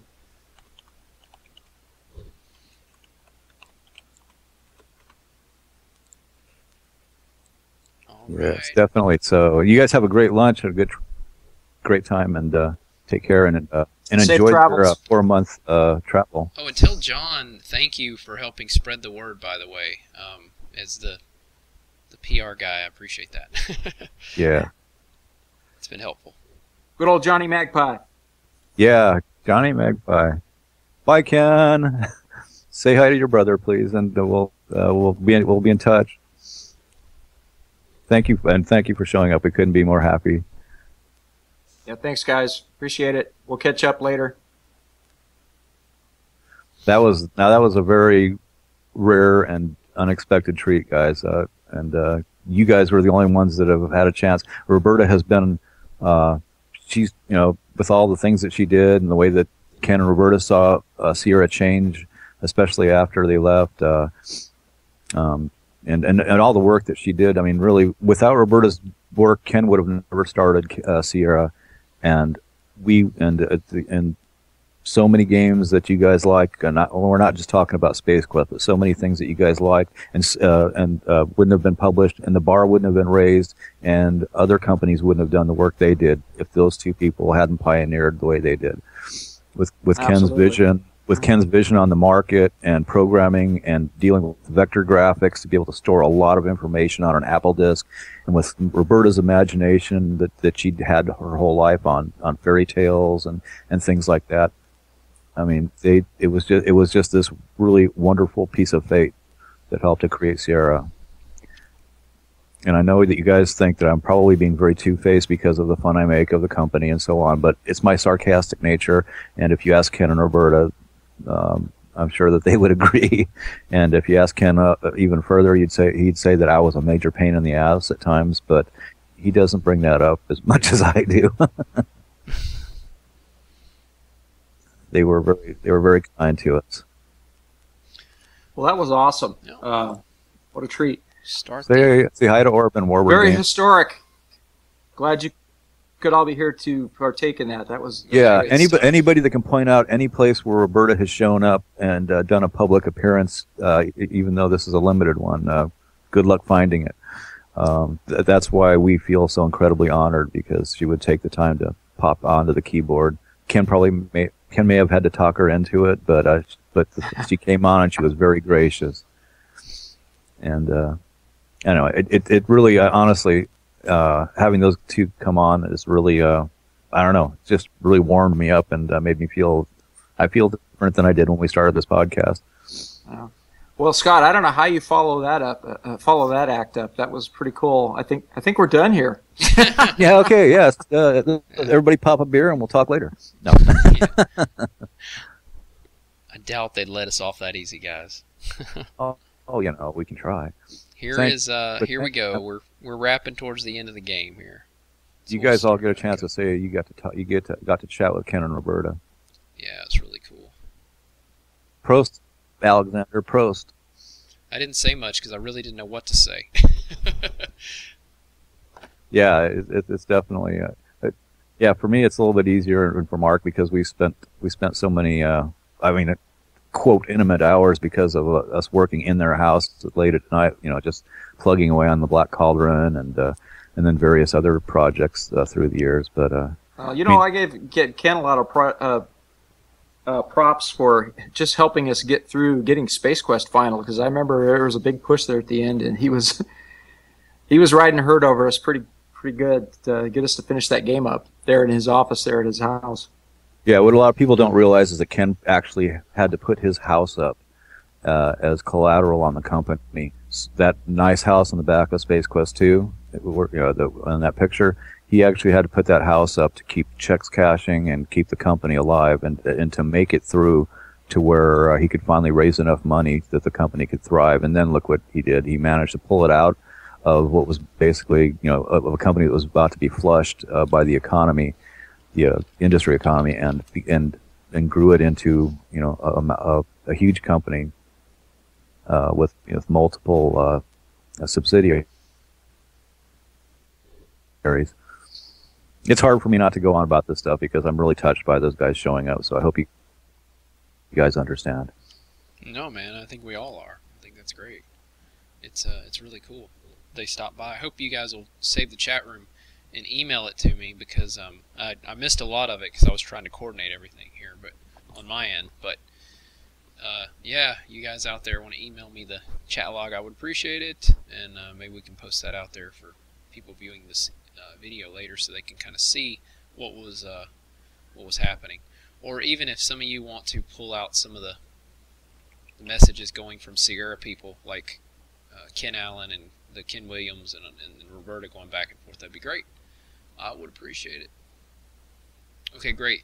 David says he's doing David 6858. Thank you. All right, we're going to start this bad boy back up. Are you guys ready? Yeah, All let's right, here get we out. go. Let's move along. Let's We do promised this. these people a commentary. Yep. So here we are. We've landed. I love this planet. The Sound Blaster music you guys are hearing a little bit too loud.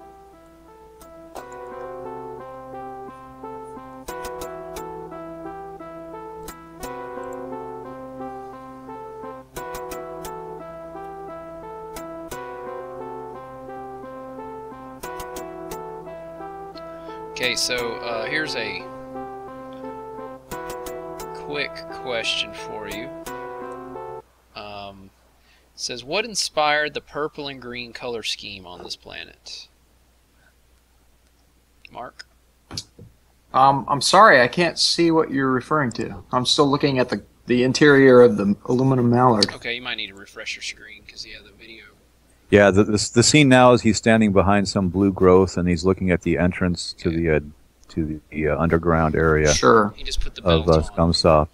So what inspired what exactly? I guess the color scheme, yeah, basically. The color scheme, I would say what inspired the color scheme is that I was getting sick of looking at blue and purple. Hey, there you go. Again, I think it was just an attempt to try to provide some variety and Yeah. to go with something different.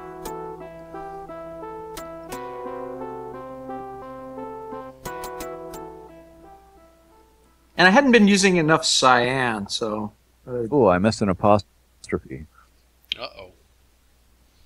Curse me. Drats!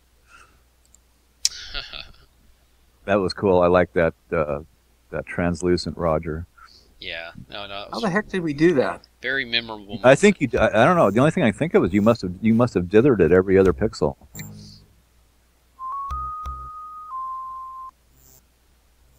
I can't remember exactly how the cells look plugged in. I think that's. I might have been mistaken about the dither fill. We might have had dither fill at this point where I could just fill in an area with a custom dither pattern.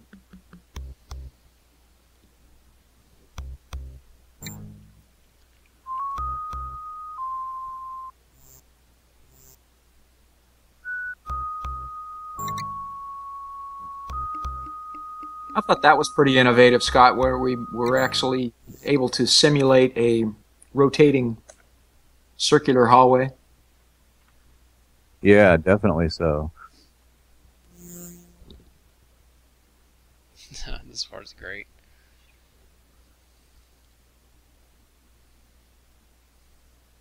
Yeah, we talked about this some in the Google Plus Hangout the other night. So I want to make sure that I don't miss any information that people want to hear about this. Well, I want to pause it here. Here's a question for you. Somebody wrote. This is another question from Ismail, I believe.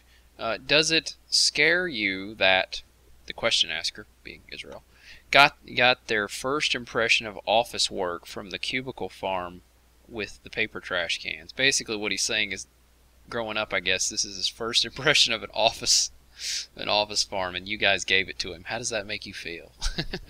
Well, we weren't intending to scare you, but if we did, that's really cool. But honestly, it was just we were just trying to show a little bit of reality. Well, you know, maybe an exaggerated reality of what Sierra had. Sure. What Sierra was like, because the company was getting big again, and we were in that loop and go that we call that metal building after we moved out of the red building, and people were packed in, and space was at a premium, as was privacy. Mm-hmm. Here we go. Should be started back up now, guys. Well, I think that was the fun thing for us is if there were things that irked us or whatever, you know, that we could actually. It was very therapeutic for us to incorporate that into the game and make fun of it. Mm-hmm. I want to answer a question for Disco Slice. It was way back here. He said he found Ken and Roberta's original address in Coarse Gold, and he checked it out. The original. One of the interesting things was before I went to work at Sierra, I was a cook at. Uh-oh. We lose you, Scott. I think we lost Scott, everybody. Mark, are you still there? Yeah, I'm here. Okay. Yeah, I think we lost Scott. Yeah. Says Scott's having some connection problems, guys.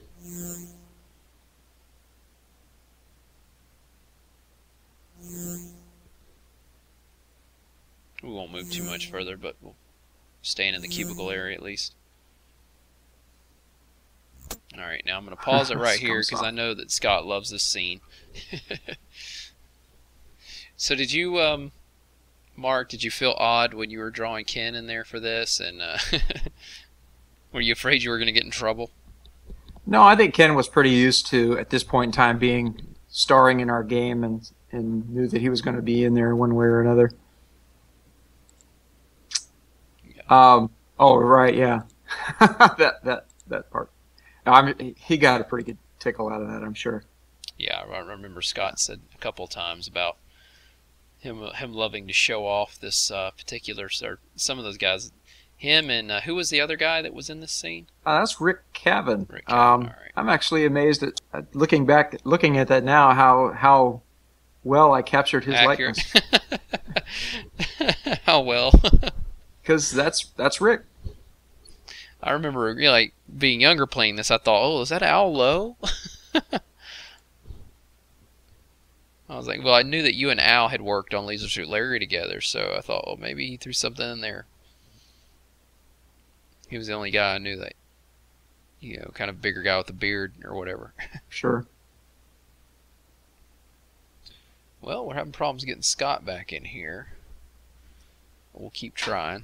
Yeah, Rick was a funny guy. He, no matter what time of year it was, that was his outfit: shorts, sandals, and a t-shirt. Yeah, I remember Scott saying something about that. That was his typical attire, huh? Let's try again. However, he didn't walk around the office with a bullwhip. He didn't, huh? No, that's great. Yeah, that would have been kind of crazy. No doubt. While we're getting Scott back on here, chat room, do you guys have questions for Mark while we're paused for a second? If you do, let's go ahead and ask them.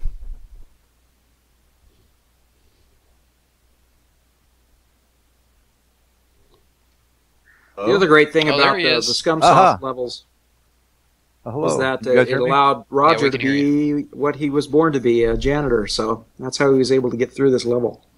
Can you guys hear me? Yeah, we can hear you. Yeah, we hear you now. Oh, okay, cool. I was doing a lot of cursing. Because if CenturyLink comes to your area, move. Here's a question from the chat room. How did you do the rotating corridor? The rotating corridor, that was interesting. Actually, I have to admit that I didn't program that one. I started it, and then Chris Smith, who was a new hire but was destined to become a systems programmer. Every systems programmer that came into the company had to work on a game first. That Mark Hood's initial thing, for instance, was Codename Iceman. Was that what it was called? Mm-hmm. And he also did some work on some other things before he ended up managing the systems department as well as the game production, and so on. But anyway, Chris did that, and Chris was a way better programmer than I was, and I was struggling with it a little bit. Chris came on, and we had to assign him to something, and I said, "Hey, take this." And so that's kind of how that worked. But as far as how we achieved that, the background art, there was a plain circular background thing, and then the doorways and everything were sprites that I believe they were able to scale in code to make it look like they were getting smaller and going off into perspective.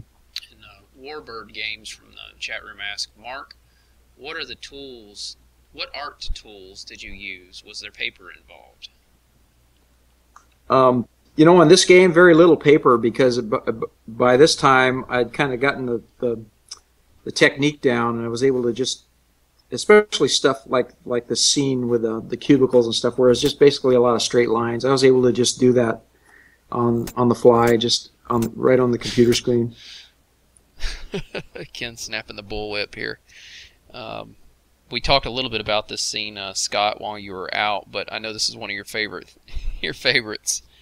You got to put Rick and Ken in here. And Ken, this is one that Ken and Rick actually liked a lot. We thought, oh man, they're going to be all kind of unhappy with us about this.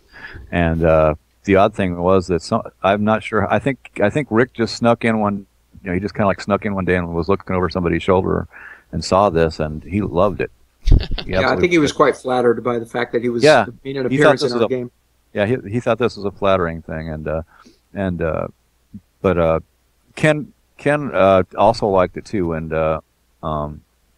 and based on what you saw him say just earlier, and what we said, I wasn't honestly sure that Ken always thought that. I used to think honestly that he was stroking us a bit on him saying that Space Quest was one of his favorites of all time from Sierra, but he took to this, and he took ribbing in good nature, and I got to give him credit for that. He could have took that out of there and could have called me and shoot me out, but he didn't, or called us and shoot us out, I should say. Ultimately, the first call me because I programmed it.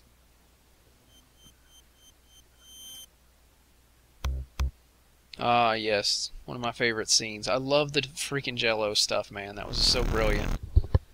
Yeah, people are asking about the Jello thing and about it being a reward kind of thing. And we were having a lot of trouble finding a deal that works out.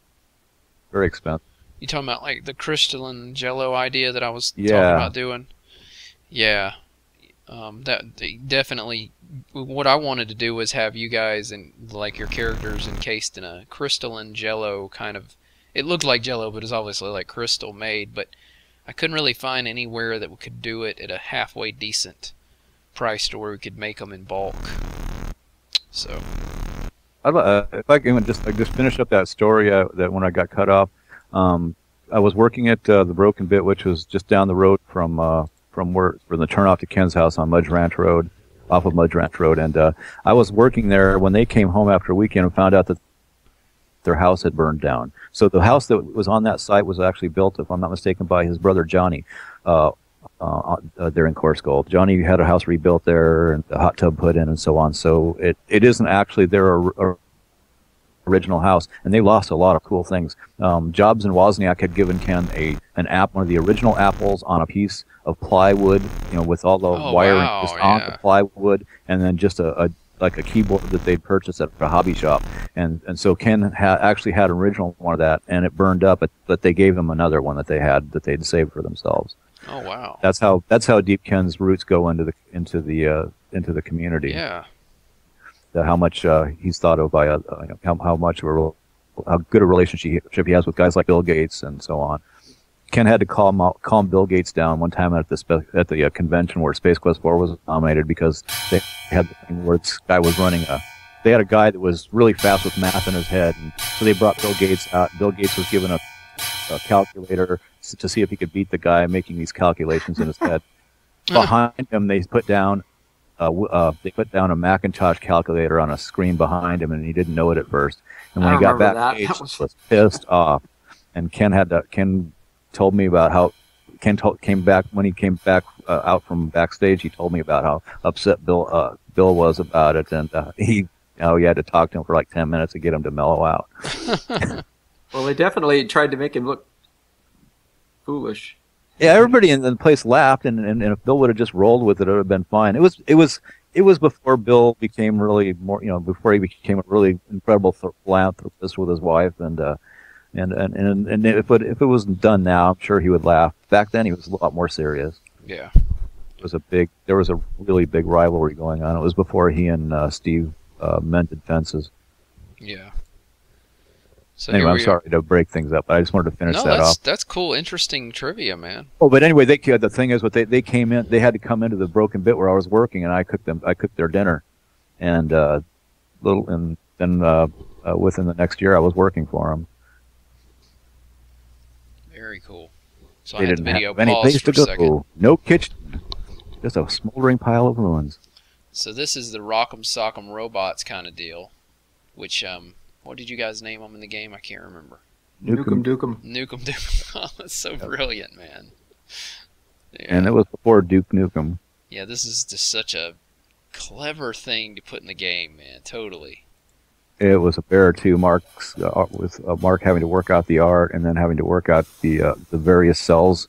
You know, the various cells working together so that because when in QA we had a lot of sharing going on where the top half would separate from the bottom half. Mm-hmm. But this was more genius by Mark. Very cool. Turn the volume up a little bit. This is you guys arguing. Was this in the back of the ship? Yeah. Backseat driving or playing whiny children in the back seat. Yeah, this is great. Yeah, I wanted to go ahead. Have Roger reach back and slap him, but his arm's not long enough. Yeah, Mark, yeah, you should have. Yeah, if your dad was a lot nicer to you than he should have been when you guys were traveling, Mark. From what you told me about your family trips. Well, there was never. It's not that there was never a threat.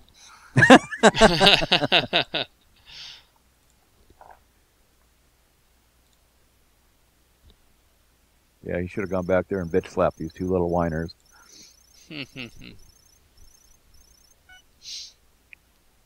Aren't we there yet? Yeah.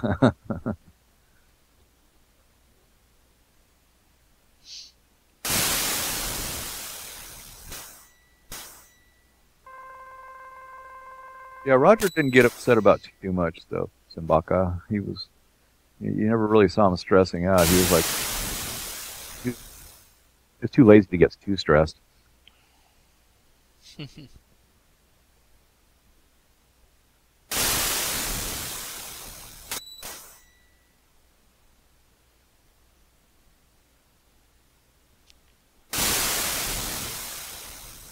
Wow, I forgot how bad the audio was. Sound Blaster. I'll have the MT32 music here in just a second for you. Yeah, we were spoiled because we had those on our desks, and oh yeah, we totally forgot what it was going to be like for other people. There was no looking back after that. Yeah, exactly, and it was hard. It was hard enough for people to afford the games, much less in a computer and a video card, much less an MT32.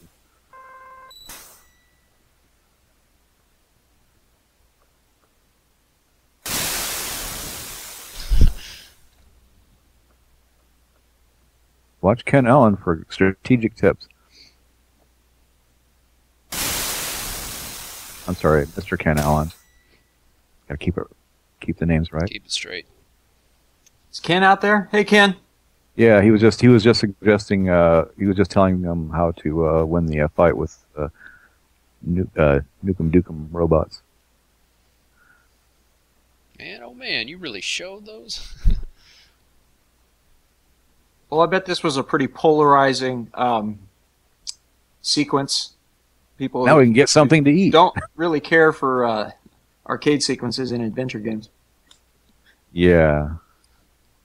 Yeah, some of those weren't too bad. The Astro Chicken one was kind of a pain, but you didn't even have to do that one if you didn't want to. Yeah, we learned our lesson about the arcade games from people that they're adventure game purists, and so we will have adventure game sequences I know I've said before, but I know there are always new people.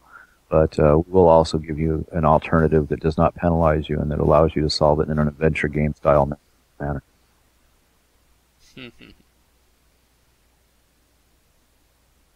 Let's go grab a burger. That was basically our mantra. If it wasn't pizza and beer, it was burgers at the fort. Oh, don't remind me.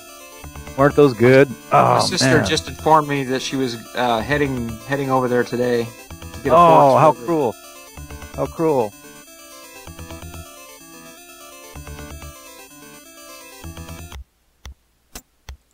Now that'd be an awesome place to have a Sierra reunion.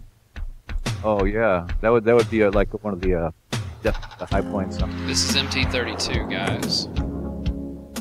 Now we're talking.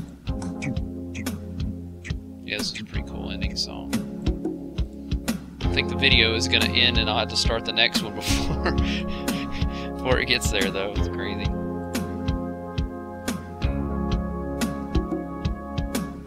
Suddenly.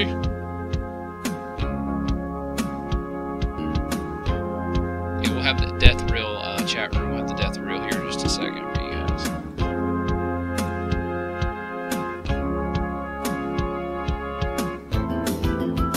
It's coming.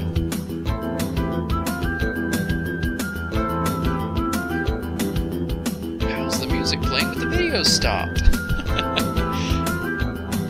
There it goes. That's just the way it always goes. Alright.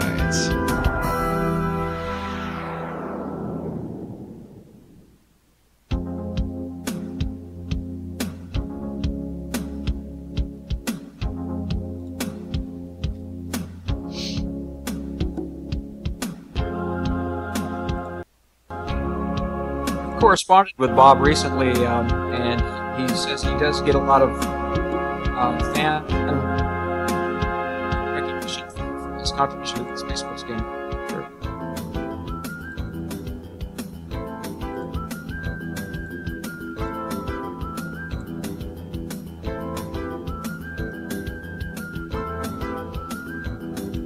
Hang on.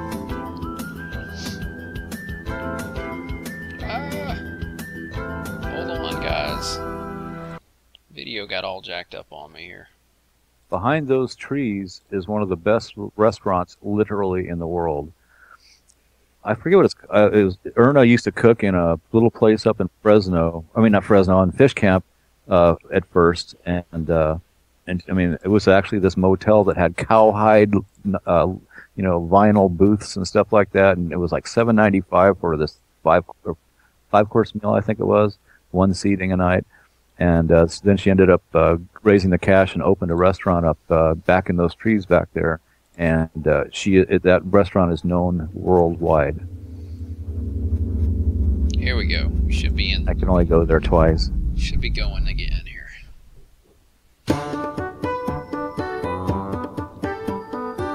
This is MT32.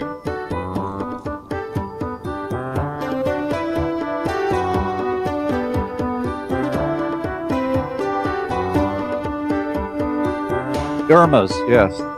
Blueberry Cafe. Thank you, Ken. Thank you, Ken. Is that what it was originally called? I don't know. I can't remember what it was called up in. But my wife at the time used to be a waitress there up at Fish Camp. So, because it's Erna's Elderberry House, right? Elderberry House. That's it. Elderberry House. Right. Thank you. Yeah, Ken did have a question mark on the end of it, so he was close. Oh, the audio is so goofed up right now. I can't even hear anything. Oh, audio's messed up? Here, I'll turn the Yeah, volume I got echoing and Yeah. music cutting in and out. And I think it's when we talk that we mess up the audio from the game. That's weird.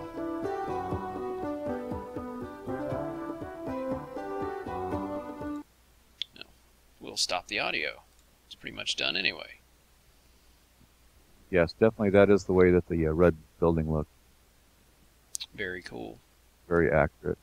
And somebody brought up the fact, Chris, you brought it up. If you go to Google Earth, somebody has actually built a 3D model of that building, and it's on the map. Yeah, one of you guys from our Space Quest 1 commentary emailed me the all the different coordinates that I think you guys had snagged from one of the forums. I can't remember if it was spacequest.net or which forum, but I appreciate that. For doing that. That's really cool. We'll post that out there, maybe on the website for everybody at some point. And then Mark actually pinpointed on Google Earth where the original headquarters was that I don't think anybody actually has the coordinates for. You sent that to me, so we'll add that as well. Yeah. Yeah, the I didn't even building, check to see if that was on the coordinates list prior to that, but it almost got condemned because it was built on a hillside and it started tipping over. So they actually had to come in and just dig all dirt out around it. It was like, what was it? It was like twice as wide on the top as it was on the bottom, the way that it was built on the hillside. They had to dig a big hole in there. In fact, I remember one lady fell into it. Had to be hauled early one morning when we were all coming to work. The guy who did that for me is Chris Canavan. So, Chris, if you're out there listening, thanks for doing that. I appreciate it. Well, that is the end of that, of the actual playthrough. I like the credits. And now we will start the death sequences real quick here. I know everybody loves them some death sequences. Society.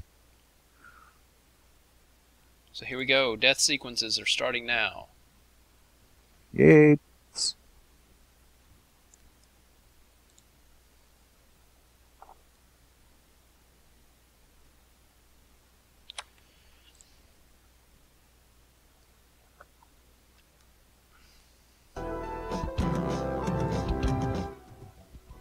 This is MT32. Whoever did this is good. Nothing like that's so dying crisp. with good I love music. that. When Mark had this dripping red stuff in there. Look at this one. It's great. Very Wasted. Nice font. Guys, I'm going to shut down and reconnect because I'm okay. having all kinds of problems here. He's going to have Scott, a beer. What's this oven mitt? Like, I always wondered that in Sierra. This you mean the hat? Hat-looking king's hat, or what was that supposed to be? Are you talking about the cursor? Yeah, I paused it. You see it? It's a cartoon hand. Cartoon hand. Okay, so it was meant it's to be got a thumb and 3 fingers, sort of like Mickey Mouse. Yeah. Okay. So that's what I had said at first. I thought it was it looks like a. Yeah, it does look like an oven mitt. Or All like right. what's the hamburger helper guy or something like that? Yeah, there you go. The Orat burger helper. All right, I'll start it back up. Here we go. A brave but fatal attempt at arterial art. I love that stuff. One way to lower your blood pressure. This is Little did I know I'd be taking those things in by the handful right now. One of my favorite deaths right here. Not a pretty sight. You're ahead of us, Chris. Oh yeah, sorry. I forgot that I am a few seconds ahead of everybody. Yeah. You're from the future. That's right. Shredded like an Iran-Contra document. That's relevant because I was sitting at home doing this, and the Iran-Contra trial was going on CNN and. Oh really? All those things. Yeah. It was relevant at the time.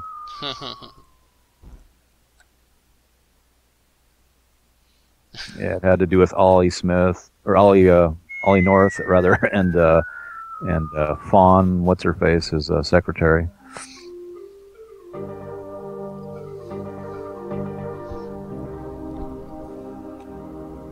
Yeah, you can't get too many Ollie North references, Bassbert. That's what I always say. Yeah, he is on Fox News now, isn't it? Zot. Amazing how time repurposes things. Fawn Hall, thank you, Dewey.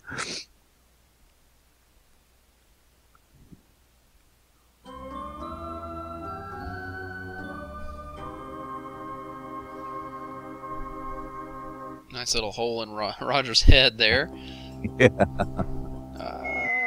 And he's actually trying to focus on it and see what happens. We got pretty graphic with those, didn't we? Yeah, you did. Those Oh, death close-ups. I like how Roger does a backflip or something every time he slides off of these things. It's great. You probably haven't walked on much ice in your life, Chris. First place you land is on your ass.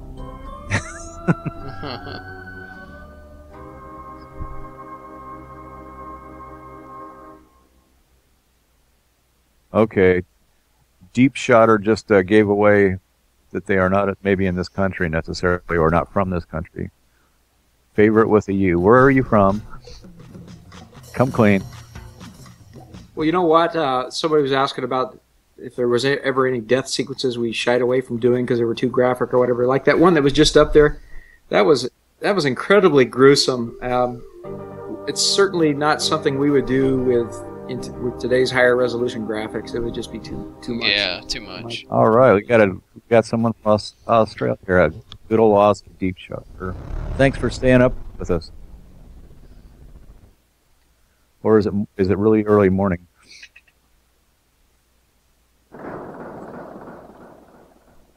Yeah, it must be getting really close to more wake up time.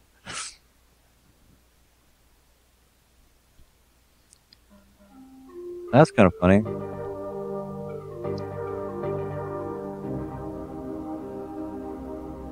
$4:20. Wow.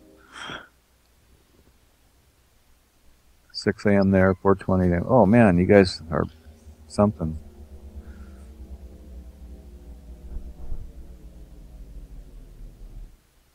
Yeah. A New Zealander. Hey, William.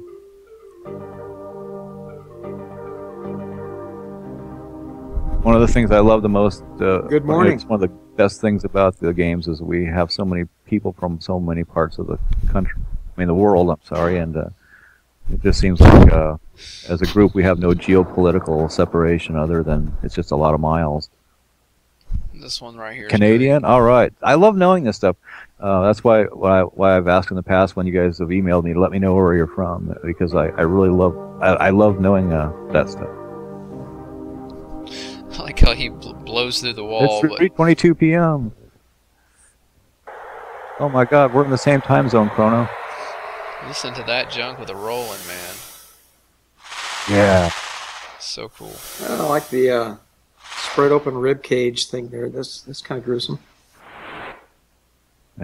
We appreciate you guys supporting us and helping us keep this stuff alive. Oh, the snake. Yeah. You guys. Snake chow. I remember I spent way too much time on that snake. Really? Well, it wasn't easy either because that was a huge piece of art to animate. I mean that was that really took some CPU power from the system. By the system, I should say. Mm-hmm. You know, it's not that it was hard work for me. It was Mark did the art, did the work on making it look so nice. It was pretty taxing on the hardware, though, just moving that big giant sprite across the screen. Zot. Dewey, I wish I was in the same part of the country as you.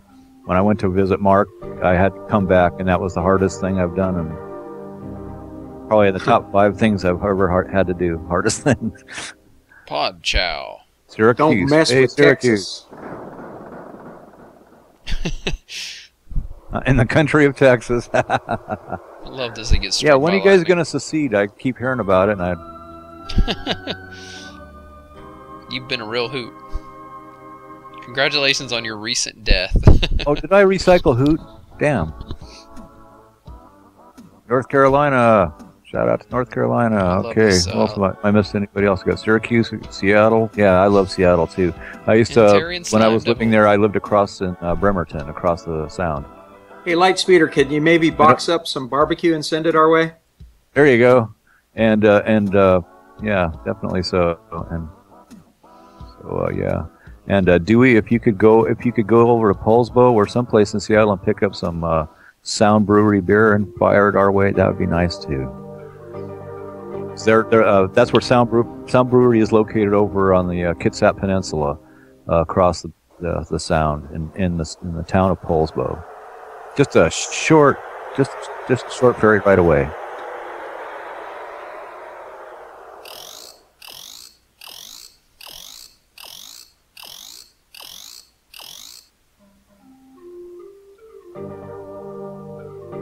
Well, I think that was the most annoying sound ever. It was. It worked. What else did I miss here? I'm trying to find more. Toronto. Hey, Toronto, Canada. USDA. Scotland. Really? I didn't realize that, Big Harry Marty. Oh, Your name isn't Jenny. Your name isn't for really Jenny, is it? Big Harry Marty. That wasn't OSHA approved.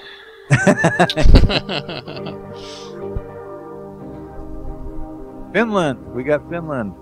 Finland's in the house. Wisconsin. Out of my airlock, geek.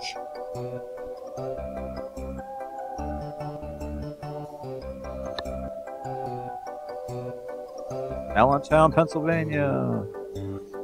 That's it for you, bozo. Denmark. Boy, Denmark and Netherlands have been really wonderful countries. Is on the support front, and I love the Netherlands. I've been there. Beautiful place, wonderful people. I've been to Canada, same thing. And I want us to go on our European tour, and then just kind of like happen to go other places as well. All right, anybody on here from Mexico? Strangely, we don't have a big Mexico following. All right, I'm gonna start the next part up, guys. Yeah, a lot of Northern European fans. You're right, Chrono. Munich. All right. And I'm not sure Brazil, if Alexander's maybe still on here, but Alexander's from. He's a very, very good friend of mine, and he's from Germany. We have a base out on the metrics, I think, Chris. You said that we have a. Oh, Arizona. That's as good as Mexico. Yeah, there you go. Maine. Oh, Kanakistan. I love that one.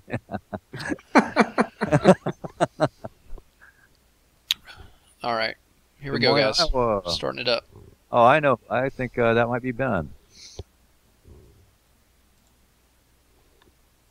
Two Guys World Tour. We want to have one, and more than we can tell you. West Virginia. We definitely want to get back. I want Mark to see the Netherlands and the art museums, especially. So many good places. Yeah, hey. I understand they have good coffee. They have some wonderful coffee, Mark. Yes, I can speak to that. Coffee shops, anyway. I can speak to that. Prague, maybe. Hey, I lived in LA, and I know that there are some parts of things about LA that people hate, but there are also some really cool things. There aren't many places you can be at the beach one time and be up in the mountains in a few hours and near snow, or be shot on the freeway for no apparent reason. All right, Alexander, I will definitely be taking up that couch offer someday. If I don't, I will die trying. North Lancashire County. No dope in Amsterdam anymore. Yeah. What are you gonna? So we're starting the deaths back up. Here we go. You guys ready? Far away. All right. So we're going. Space Quest 3. Here we're gonna watch the death scenes. Making game. Allentown. The Van Gogh Museum is indeed worth the trip. That and the Rijksmuseum. Unbelievable. Yeah, Chris, I'm just waiting for something different to come up on my screen because it's so slow. Try refreshing it again. Yeah, I'm actually seeing animation, which is unusual for my my internet connection. I just started it back up. Well, yeah, Alexander, Chris is running the death scenes. Trying to. Yeah, some people are having better luck than others, so we don't know if it's a local issue where you guys are, or if it's something. No, it's just I'm pausing it, and I don't always have a chance to tell everybody because everybody's talking, and I don't want to like jump in and just completely interrupt you guys. But I'm pausing the video because so that we can actually talk about what's on the screen. Like new improved quick tanning method. These funny scenes, because the majority of the people that watch the video are going to be watching it in the future, and they're not going to be able to actually know what everybody's saying in the chat room. So that's the logic.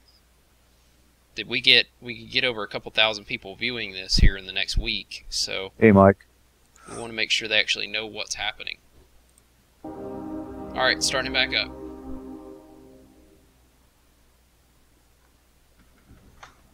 So here we are, Roger. You died. Whoops.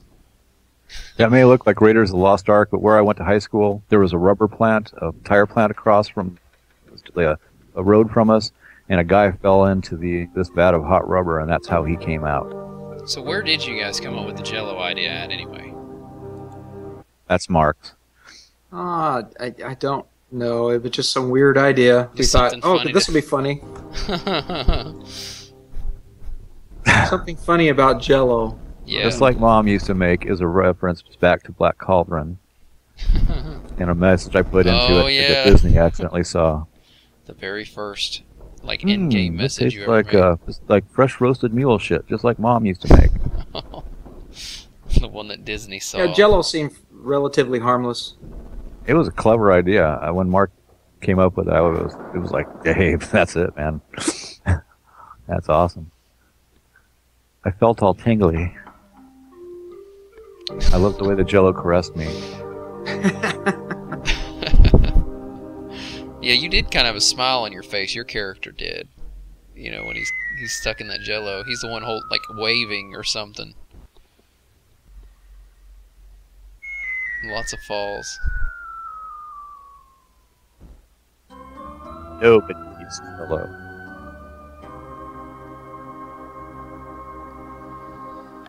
Oh, We man, do that have a was lot cheap. of Dutch cheese. Yes, indeed. Deceleration trauma. I was on my game with the death messages there. Yeah, I think so. He was on your game. And I've felt reinvigorated with a couple of the new ones that you'll be seeing. Oh no! Yeah, the oh no. It's kind of like I told you, an old, Irish Mr. Smile, you had to go Brooklyn. out and get food, and look what you missed. Jell-O. You missed Ken and Roberta. And did you bring enough for everybody?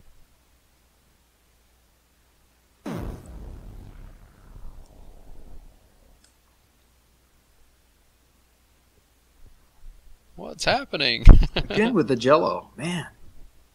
Love the Look Jell-O. at these Scumsoft guys.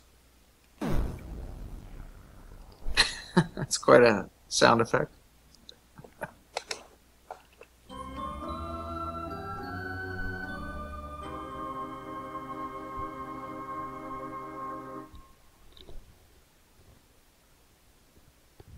Oh crap! I don't even think I tried. Yeah, and I have the sudden urge to go fill up my bathtub with Jell-O. And It's been so do long. the backstroke?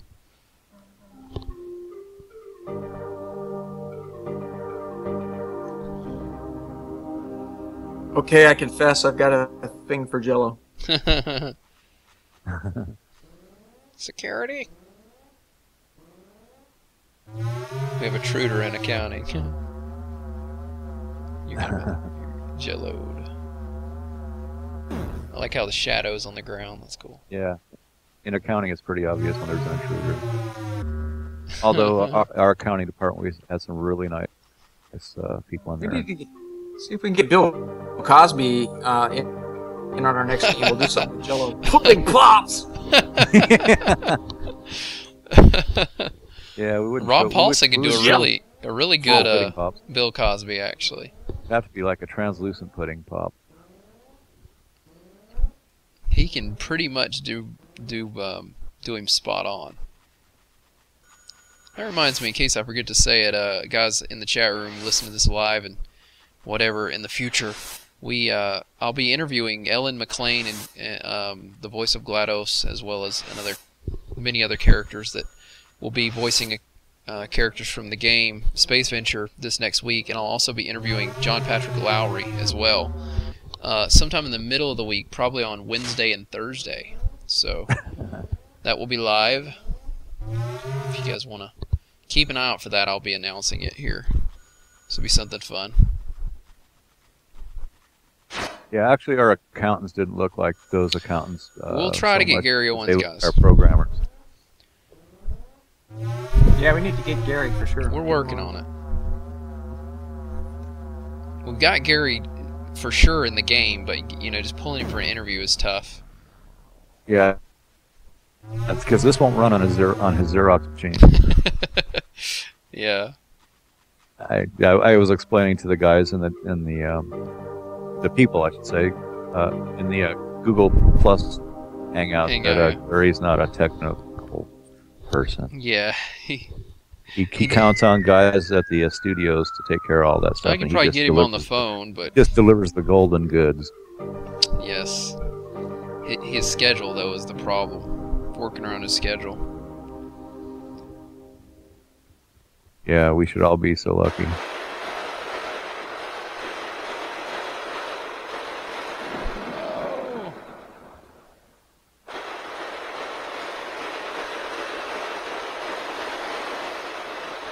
Bummer.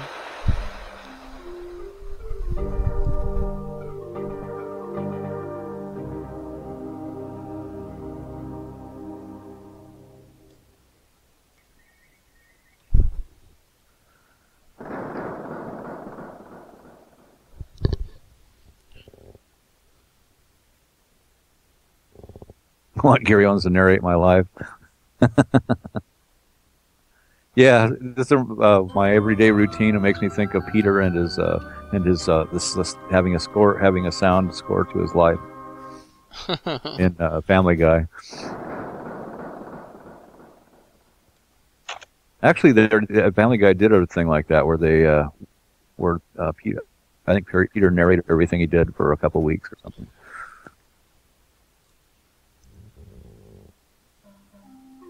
Pager full of terabytes.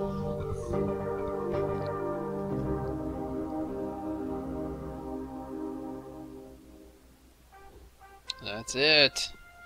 I wish I had no bones. That was the final death? That was the final death and the ending of our commentary. Killed him dead. You killed him dead. I am a Family Guy junkie. So count on some Seth MacFarlane. Yeah, that's the annoying thing. The early ones were like, oh my god, and they definitely got a lot better as the years went on. Somebody wishes they had crabs. Okay. Well, guys, we hope you guys out there enjoyed this commentary. We went about 40 minutes longer than we expected, but we had because Ken and Roberta had to show up. Jeez, yeah, they screwed everything all up. God. We had a pleasant surprise, yes, with Ken and Roberta showing up, and that was a lot of fun and definitely a really cool thing. Christopher Walken for narrator. That I gotta admit, that sounds funny. I wonder if Rob can do Chris. He can't. He actually can. Rob Paulson can do a really good Christopher Walken. Oh man, a really good one. Yeah. I was enjoying your chat with him, and then you asking him to do stuff, and yeah, he's just so good natured. You know, it's like he just loves what he does. Yeah, he is Rob is a one of a kind man. He really is. Thank you, Meow God, for being in Cyber Wilk. Guys, thanks for hanging out with us. We've had an average of about 150 people in the chat room most of the show. So you guys hung out for almost 3 hours, and we salute you. Have we been here 3 hours? 2.5 hours. 2 hours and 40 minutes, almost 3 hours. So wow.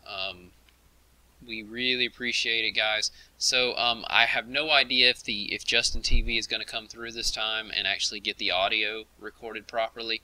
But if you guys could help me let everybody know in our comments and everything that if the audio isn't in sync properly with it on Justin TV, if it doesn't show up, I will be posting a better version. Just give me time. I have 1 and 2 that'll be going up here soon. So just keep letting people know that, hey, it's going to go up there, we promise. And, we'd love to, any of you fans out there that want to take these videos when they finally do go up and slice them into some smaller sections, maybe do like a highlights or something. Some of the really neat pieces of information that these guys threw out, you could do that. We'd love you for it. Ravanian needs a spatula to remove himself from his chair. Hey, Irish Smile, I sent you a direct message on Twitter about something that you made for us, and I was hoping you could check that out and give us some permission to post that. Yeah, I retweeted it out there this morning. Really cool. Yeah, he said that the stupid beach, with his wife and kid. Yeah, really cool stuff. What else? Oh, Prototype 3 will be going up here soon. Just give us a bit on that. We'll have that up for you guys, and there should be some pleasant surprise with it. And there'll be posts all over the place, so you won't miss it. And yeah, guys, one of you guys, I think David, said he's keeping all the text for me for the chat room. Email that to me, David, and yeah, I'll post that out for you guys. Thanks, guys. I'll put that up we'll put it up as a post on our website so that you guys can read the chat log and all that with Roberta and Ken. Yeah, Ken is under Cabo Ken. That's why I thought it was a joke at first, because I didn't think Ken would do something like that. Yeah, well, the only thing that kind of cued me in was Ben, who has done some work. Ben Lindelof, who is one of our developers, has done some stuff directly with Ken. And he hit me right up on Skype and said, "That's actually Ken." Yeah, and at that point, I was like, Ben's Cocodine, isn't he? I think he's Cocodine on here. Oh, is he? I think so. Yeah, okay. Yep. Yeah, Cocodine. Yes, thank you, Cocodine, who is also known as Ben. And thank you for giving me a heads up, Close man. enough. Thanks for giving me a heads up. Because we obviously didn't want to embarrass Ken in us not believing it was him. But we have had some imposters email us already. One of them was really funny, though.